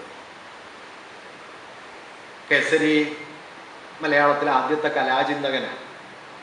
കലാചിന്തകനാണ് എന്ന് പറയുമ്പോൾ ഓർക്കേണ്ട കാര്യം, കേസരിയുടെ നവീന ചിത്രകല എന്ന 1989 ലളിതകലാ അക്കാദമി പ്രസിദ്ധീകരിച്ച പുസ്തകത്തിൽ മാത്രമല്ല കേസരിയുടെ ചിത്രകലാ പഠനങ്ങളുള്ളത്.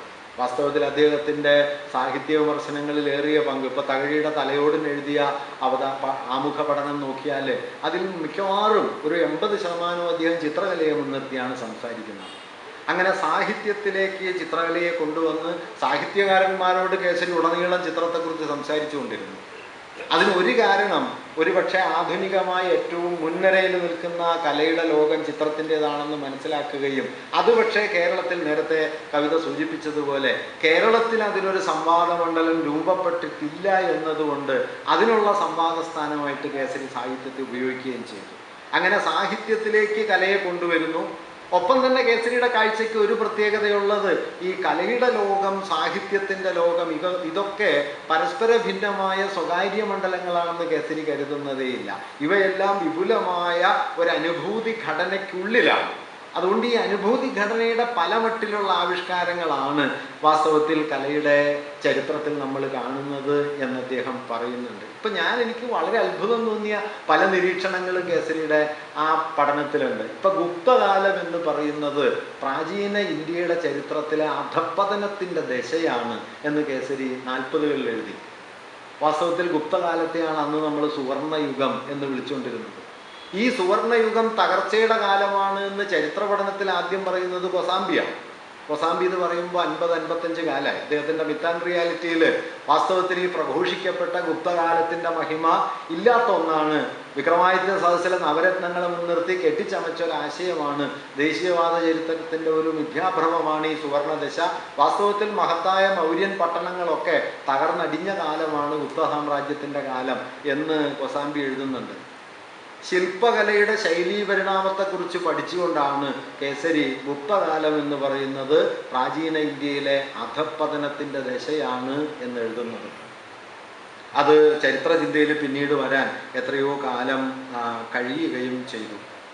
കേരളത്തിലെ തിരുവിതാംകൂറിലെ ചിത്രകലയെക്കുറിച്ച് പറയുന്ന സമയത്ത് കേസരി പറയുന്ന രസമുള്ളൊരു കാര്യം, ഈ വാസ്തവത്തിൽ തിരുവിതാംകൂറിലും കേരളത്തിലും പാശ്ചാത്യ ചിത്രകല ആദ്യം വന്നത് രവിവർമ്മ വഴിയല്ല, മറിച്ച് പോർച്ചുഗീസുകാരുടെ വരവിന് ശേഷം ക്രൈസ്തവ ദേവാലയങ്ങളിൽ ഉണ്ടായ റത്താഴ ചിത്രങ്ങൾ വഴിയാണ് ആദ്യമായി പാശ്ചാത്യ ചിത്രകല കേരളത്തിൽ വന്നത്.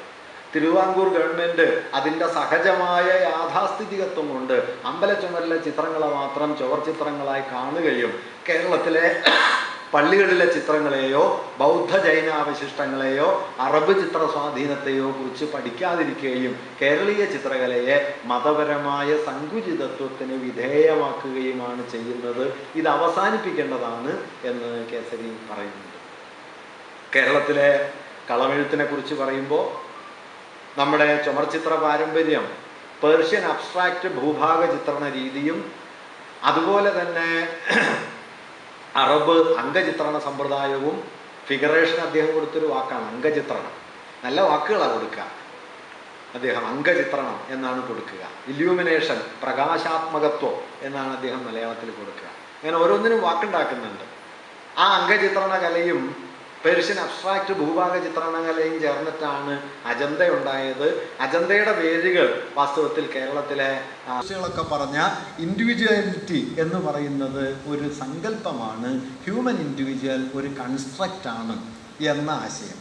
ആ ആശയം കേസരി ഫ്രോയിഡിൽ നിന്ന് വായിച്ചെടുത്തതോടെ വ്യക്തി എന്നുള്ള കേന്ദ്ര സങ്കല്പത്തെ അദ്ദേഹം തൻ്റെ കലാചർച്ചയിൽ നിന്ന് ഒഴിവാക്കി. അതോടെ പ്രതിഭയുടെ പ്രകാശനമായ കല തുടങ്ങിയ ആശയങ്ങളൊക്കെ കേസരിക്ക് തീർത്തും അപ്രസക്തമായി. അതുപോലെ തന്നെ മതാത്മകമായ കേവല സത്യസങ്കല്പത്തെയും കേസരി ഉപേക്ഷിച്ചു. കേസരി അവിടെ എഴുതുന്നൊരു വാക്യമുണ്ട്, സത്യമെന്ന വാക്കിന് പകരം സത്യമെന്ന് തോന്നിക്കുന്നത്, സത്യമെന്ന് പറയാവുന്നത്, സത്യമെന്ന പ്രതീതി ഉളവാക്കുന്നത് എന്നൊക്കെയേ വാസ്തവത്തിൽ പറഞ്ഞുകൂടും. എസ് കെ നായരുടെ കലാചിന്തകൾക്ക് എഴുതിയ പഠനത്തിലാണ് കേസരി ഇത് പറയുന്നത്. സത്യമെന്ന് തോന്നിക്കുന്നത്, കേവല സത്യം ഒന്നും ഇല്ലാതായിരിക്കുന്നു. തുടർന്നൊരു പരിഹാസമുണ്ട്, യൂറോപ്പിൽ ബർട്രാൻഡ് റസലും ഭാരതത്തിലെ കുറേ ചിന്തകന്മാരും മാത്രമാണ് സത്യത്തിൻ്റെ കൊടിക്കൂറയുമായി യുദ്ധത്തിനിറങ്ങിയിട്ടുള്ളത്, അവർ നിശ്ചയമായും പരാജയപ്പെടും എന്നും കേസരി അവിടെ എഴുതുന്നത് കാണാൻ പറ്റും. ഇതിൻ്റെ അർത്ഥം കേസരി ഒരു പാശ്ചാത്യവാദിയായിരുന്നു എന്നൊന്നുമല്ല. ഫ്രോയിഡിനെ ഇത്രയേറെ ആദരിച്ചപ്പോഴും ഫ്രോയിഡിൻ്റെ പരിമിതികളെക്കുറിച്ച് 1943 എഴുതിയ കലയും കാമവും എന്ന പ്രബന്ധത്തിൽ അദ്ദേഹം എഴുതുന്നുണ്ട്. ഏകലോകം എന്ന ആശയത്തിൻ്റെ വലിയ വക്താവായി ജീവിതകാലം മുഴുവൻ ജീവിച്ചപ്പോഴും വെൻഡൻ വിൽക്കി എഴുതിയ ഏകലോകം എന്ന പുസ്തകത്തെ അദ്ദേഹം നിരസിക്കുന്നുണ്ട്. രതിസാമ്രാജ്യ നിരൂപണത്തിൽ നാലപ്പാടൻ്റെ രതിസാമ്രാജ്യത്തെക്കുറിച്ചുള്ള കേസരിയുടെ നിരൂപണം വായിച്ചാൽ 12ഓളം പേജുകളിൽ അതിവിശദമായിട്ടാണ്. ഒരു പുസ്തക നിരൂപണം ഇത്രയും ആകുമോ എന്ന് നമുക്ക് അത്ഭുതം തോന്നുന്ന മട്ടിൽ ഓരോ ആശയങ്ങളും അദ്ദേഹം എവിടെ നിന്ന് എടുത്തതാണ് നാലപ്പാടൻ, അതിൻ്റെ പൊരുളെന്താണ്, നാലപ്പാടന് മനസ്സിലായതിലുള്ള വീഴ്ച എന്താണ് എന്ന് വരെ അതിൽ എഴുതുന്നുണ്ട്. അവിടെ കേസരി എഴുതുന്നുണ്ട്, ഒരു വിവരണ ഗ്രന്ഥകാരനായ ആൽഡസ് ഹക്സ്ലിക്ക് ഹാവ്ലോക്ക് എല്ലിസിന് മൗലിക ചിന്തകനായ ഫ്രോയിഡിനേക്കാൾ കവിഞ്ഞ പ്രാധാന്യം കൊടുത്തതാണ് നാലപ്പാടൻ്റെ തകരാറ് എന്നെഴുതുന്നുണ്ട്. തുടർന്ന് അദ്ദേഹം ഈ ക്രൈസ്തവ സദാചാരത്തിൻ്റെ വഴി പിന്തുടർന്ന് ഗർഭനിരോധനത്തിനെതിരെ നാലപ്പാടൻ ആൽഡസ് ഹക്സ്ലി പറയുന്നത് നാലപ്പാടൻ അതേപടി പിന്തുടരേണ്ട ഒരു കാര്യവുമില്ല, അത് യൂറോപ്യൻ ക്രൈസ്തവ സദാചാരം ഉണ്ടാക്കിയ ഒരു കാഴ്ചപ്പാടാണ്, ഇന്ത്യക്കാരങ്ങനെ കരുതിയിട്ടില്ല, ഇന്ത്യക്കാർക്ക് ഗർഭനിയന്ത്രണം എന്നത്, സന്താന നിയന്ത്രണം എന്നത് ഒരു തെറ്റായിരുന്നില്ല എന്നതിന് ഉദാഹരണമായിട്ട് കേസരി കൊണ്ടുവരുന്ന തെളിവ് ബൃഹദാരണ്യകോപനിഷത്തിൽ നിന്നാണ്. നിങ്ങൾക്ക് ബൃഹദാരണ്യകോപനിഷത്തിൽ നിന്ന് സന്താന നിയന്ത്രണത്തിന് തെളിവ് കൊണ്ടുവരുന്ന മറ്റൊരു സന്ദർഭവും നമ്മുടെ ചിന്താചരിത്രത്തിൽ കാണാൻ പറ്റില്ല. കേസരി അത് കൊണ്ടുവരുന്നുണ്ട്. അതുകൊണ്ട് ലൈംഗികത എന്ന് പറയുന്നത് മനുഷ്യരുടെ രസാനുഭവത്തിൻ്റെ ഒരു മണ്ഡലമാണ്, സന്താനോൽപാദനത്തിനുള്ള വഴിയല്ല. അങ്ങനെ പറയുന്ന ഗാന്ധിജിയൊക്കെ മനുഷ്യരെ അങ്ങേയറ്റം തെറ്റായ വഴിക്കാണ് നയിക്കുന്നത് എന്ന് ഒരു മടിയുമില്ലാതെ കേസരി നിരന്തരം ഗാന്ധിജി എതിർക്കുന്നതിൻ്റെ ഒരു കാരണം അദ്ദേഹത്തിൻ്റെ ഈ വിരക്തി മാർഗമാണ്. ആ വിരക്തി ഒരു നിലയ്ക്കും ഒരു സമൂഹത്തിന് സ്വീകാര്യമല്ല. ഒറ്റക്കൊരാൾക്ക് വേണമെങ്കിൽ അദ്ദേഹത്തിൻ്റെ ഇഡിയോസിൻക്രസിയുടെ ഭാഗമായിട്ട് അതൊക്കെ ചെയ്യാമെന്നല്ലാതെ രത്യാത്മകതയെയും അനുഭൂതി ലോകങ്ങളെയും ഒരു സമുദായം ഒരു നിലയ്ക്ക് നിരസിച്ചുകൂടാ എന്നാണ് കേസരി എഴുതുന്നത്. അതുപോലെ തന്നെ ഞാൻ നേരത്തെ പറഞ്ഞ കാര്യങ്ങൾ, ടാഗോറിനെ സ്വീകരിച്ചതിൻ്റെ സന്ദർഭം ഒക്കെ കൗതുകമുള്ളൊരു കാര്യം കൂടിയുണ്ട്. ദുരവസ്ഥയെക്കുറിച്ചും ചണ്ടാല ഭിക്ഷുകിയെക്കുറിച്ചും എഴുതുന്നുണ്ട് കേസരി. ആശാൻ്റെ ഏറ്റവും മികച്ച കൃതികൾ ദുരവസ്ഥയും ചണ്ടാല ഭിക്ഷുകിയുമാണ് എന്ന് പറഞ്ഞിട്ട്, പക്ഷേ ദുരവസ്ഥയേക്കാൾ മെച്ചപ്പെട്ടത് ചണ്ടാല ഭിക്ഷുകിയാണ് എന്ന് പറയുന്നുണ്ട്. അതിന് 2-3 കാരണങ്ങളാണ്. അതൊക്കെ ഇന്ന് വായിക്കുമ്പോൾ നമുക്ക് അത്ഭുതം തോന്നും. ഒന്ന്, കേസരി പറയുന്നത് ദുരവസ്ഥയിലേത് സങ്കുചിതമായൊരു ഹൈന്ദവ വീക്ഷണമാണ്. രണ്ടാമത്തേത്, മലബാറിലെ കലാപത്തിൻ്റെ പിന്നിലുള്ള അടിസ്ഥാന സാമ്പത്തിക ഘടകങ്ങളെ ആശാൻ ആ കവിതയിൽ സ്പർശിച്ചിട്ടേയില്ല. നോക്കൂ, EMSൻ്റെ ആഹ്വാനവും താക്കീതും വരുന്നതിന് മുമ്പാണ്. ഇതൊരു കാർഷിക പ്രശ്നമാണെന്നും ഒരു സാമ്പത്തിക വൈരുദ്ധ്യമാണ് മലബാർ കലാപത്തിൻ്റെ വേരെന്നും അതൊട്ടും കാണാതെ അതിനെ മതപ്രശ്നമായി പരിഗണിക്കുകയാണ് ആശാൻ ചെയ്തത്. അത് ഒരു വിഭാഗീയ വീക്ഷണമാണ് എന്നും കേസരി അതിലെഴുതുന്നുണ്ട്. ചണ്ടാല ഭിക്ഷുകിയുടെ മഹിമ എഴുതുന്ന സമയത്ത് കേസരി എഴുതുന്ന വാക്യം, ഒരു കാര്യം, അതിൽ ചണ്ടാല എന്ന ശബ്ദം അതൊരു സിമ്പലാണ്. അത് നാനാജാതി മതസ്ഥരായ തൊഴിലാളികളെയും അടിച്ചമർത്തപ്പെട്ടവരെയും മുഴുവൻ ഉൾക്കൊള്ളുന്ന ഒരു പദമാണ്. ആ ചണ്ടാല പദത്തിലൂടെ മർദ്ദിതരുടെ കീഴാളതയുടെ ഒരു ഉയർത്തെഴുന്നേൽപ്പാണ് ആ കവിതയിൽ ആശാൻ ചെയ്യുന്നത്. അതുകൊണ്ട് ചണ്ടാല ഭിക്ഷുകിയാണ് ആശാൻ്റെ മികച്ച കവിതയായിട്ട് കാണേണ്ടത് എന്ന് അദ്ദേഹം പറയുകയും ഇനി വരാനിരിക്കുന്ന കീഴാള ജനതയുടെ സാഹിത്യത്തിൻ്റെ ആദ്യ മാതൃകകളിലൊന്നായിട്ട് ചണ്ടാല ഭിക്ഷുകിയെ അദ്ദേഹം നിർദ്ദേശിക്കുകയും ചെയ്യുന്നുണ്ട്. അവിടെ കൗതുകമുള്ളൊരു നിരീക്ഷണം കൂടിയുണ്ട്. ആശാൻ മതപരിവർത്തനത്തിനെതിരായിട്ട് പുസ്തകം എഴുതിയിട്ടുണ്ടെങ്കിലും ആശാന്റെ വ്യക്തിപരമായ സൂചന നോക്കിയാൽ അദ്ദേഹം ആദ്യകാലത്തെ ഹീനയാനത്തിലേക്ക് മതപരിവർത്തനം ചെയ്യാൻ എല്ലാ നിലയിലും സന്നദ്ധനായ ഒരാളായിരുന്നു. SNDP യോഗത്തിൻ്റെ സെക്രട്ടറിയും അതിൻ്റെ ഉത്തരവാദിത്വം ഉള്ളതുകൊണ്ടാണ് ആശാൻ അത് ചെയ്യാത്തത് എന്നാണ് കേസരിയുടെ നിരീക്ഷണം. അതായത് ഒരു വ്യക്തിയിൽ രണ്ടാളുണ്ടെന്നും ആശാന്റെ വൈകാരിക ഭാവുകത്വം ബുദ്ധമതത്തിലേക്ക് പരിവർത്തനപ്പെടാൻ സജ്ജമായ ഒന്നാണെന്നും ആ പരിവർത്തനത്തിനെ അദ്ദേഹം മതപരിവർത്തന രസവാദം കൊണ്ട് നേരിടുന്നത് വാസ്തവത്തിൽ നാരായണഗുരു പാരമ്പര്യവും അതുപോലെ തന്നെ അദ്ദേഹത്തിൻ്റെ സമുദായ പ്രവർത്തന പാരമ്പര്യവും തമ്മിൽ ഉള്ള സംഘർഷം കൊണ്ടാണ്. ഈ സംഘർഷം ആശാൻ കവിതയിൽ പ്രവർത്തിക്കുന്നുണ്ട് എന്നും ആശാൻ കേസരി പറയുകയും ചെയ്യുന്നുണ്ട്. അതുകൊണ്ട് ഞാൻ അവസാനിപ്പിക്കുന്നു. എന്താണ് കേസരിയുടെ സാഹിത്യകലാ ദർശനത്തിൻ്റെ കാതൽ എന്ന് ചോദിച്ചാൽ ആ കാതൽ കേസരി തന്നെ നവലോകത്തിൻ്റെ ആമുഖത്തിൽ തന്നെക്കുറിച്ച് നൽകുന്ന ഒരു വിശദീകരണമുണ്ട്. ആസന്നമായ നവലോകത്തെ കേരളത്തിലേക്ക് ആനയിക്കാൻ ശ്രമിച്ച സംക്രമ ചിന്തകരിൽ ഒരാളായിട്ടാണ് ഭാവി ലോകം തന്നെ വിലയിരുത്താൻ സാധ്യതയുള്ളത് എന്ന് കേസരി എഴുതുന്നു. എന്താ ഈ സംക്രമ ചിന്ത? ഒരിടത്ത് നിൽക്കാതെ ഒന്നിൽ നിന്ന് മറ്റൊന്നിലേക്കുള്ള പരിവർത്തനത്തിൻ്റെ ഒരു ഫൽക്രം, ആ പരിവർത്തനത്തിൻ്റെ ഒരു കേന്ദ്രമായിട്ട് സ്വയം നിലകൊള്ളുക, ഒരു പ്രവാഹമായി നിൽക്കുക, ഒരു നിശ്ചിത സ്ഥാനമായിട്ടല്ല ഒരു പ്രവാഹഗതിയായിട്ട് നിൽക്കുക.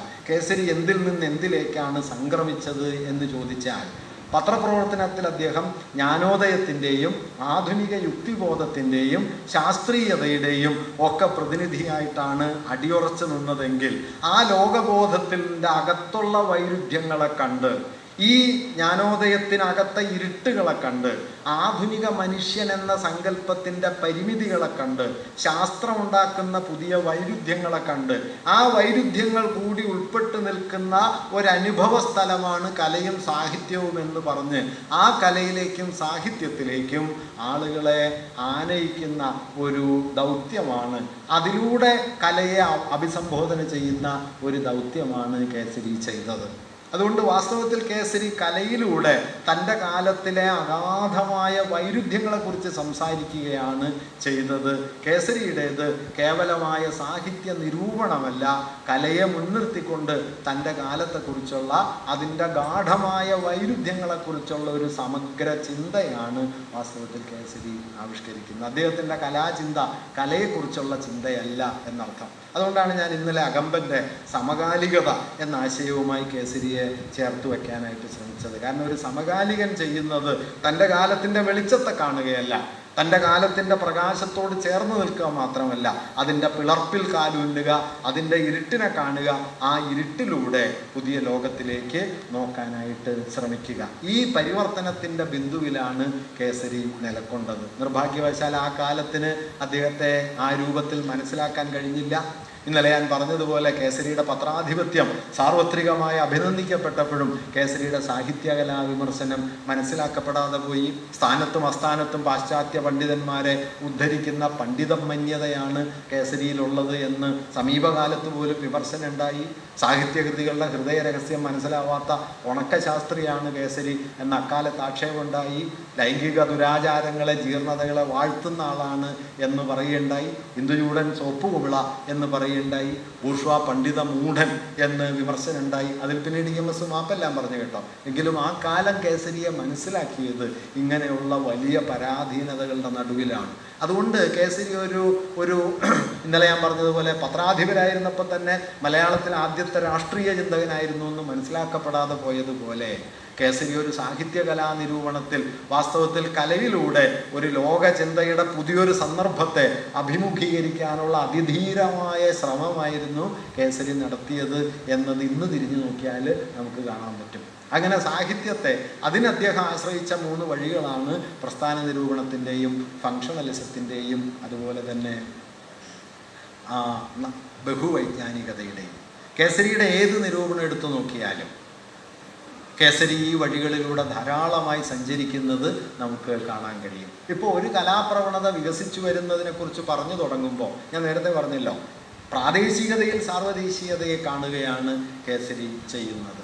ഇപ്പോൾ ഉള്ള ഒരു കലാശൈലിയെക്കുറിച്ച് പറയുമ്പോൾ അത് ചരിത്രാതീത കാലത്ത് എങ്ങനെ ആരംഭിച്ചു എന്ന് തുടങ്ങി ഇക്കാലം വരെയുള്ളതിൻ്റെ ഒരു വംശാവലിയെ കേസരി കൂട്ടിക്കൊണ്ടുവരുന്നുണ്ട്. ഞാൻ അതിൻ്റെ കൗതുകമുള്ള ഒരു ഉദാഹരണം എൻ്റെ ഒരു സന്തോഷത്തിന് വേണ്ടി വായിക്കുകയാണ്.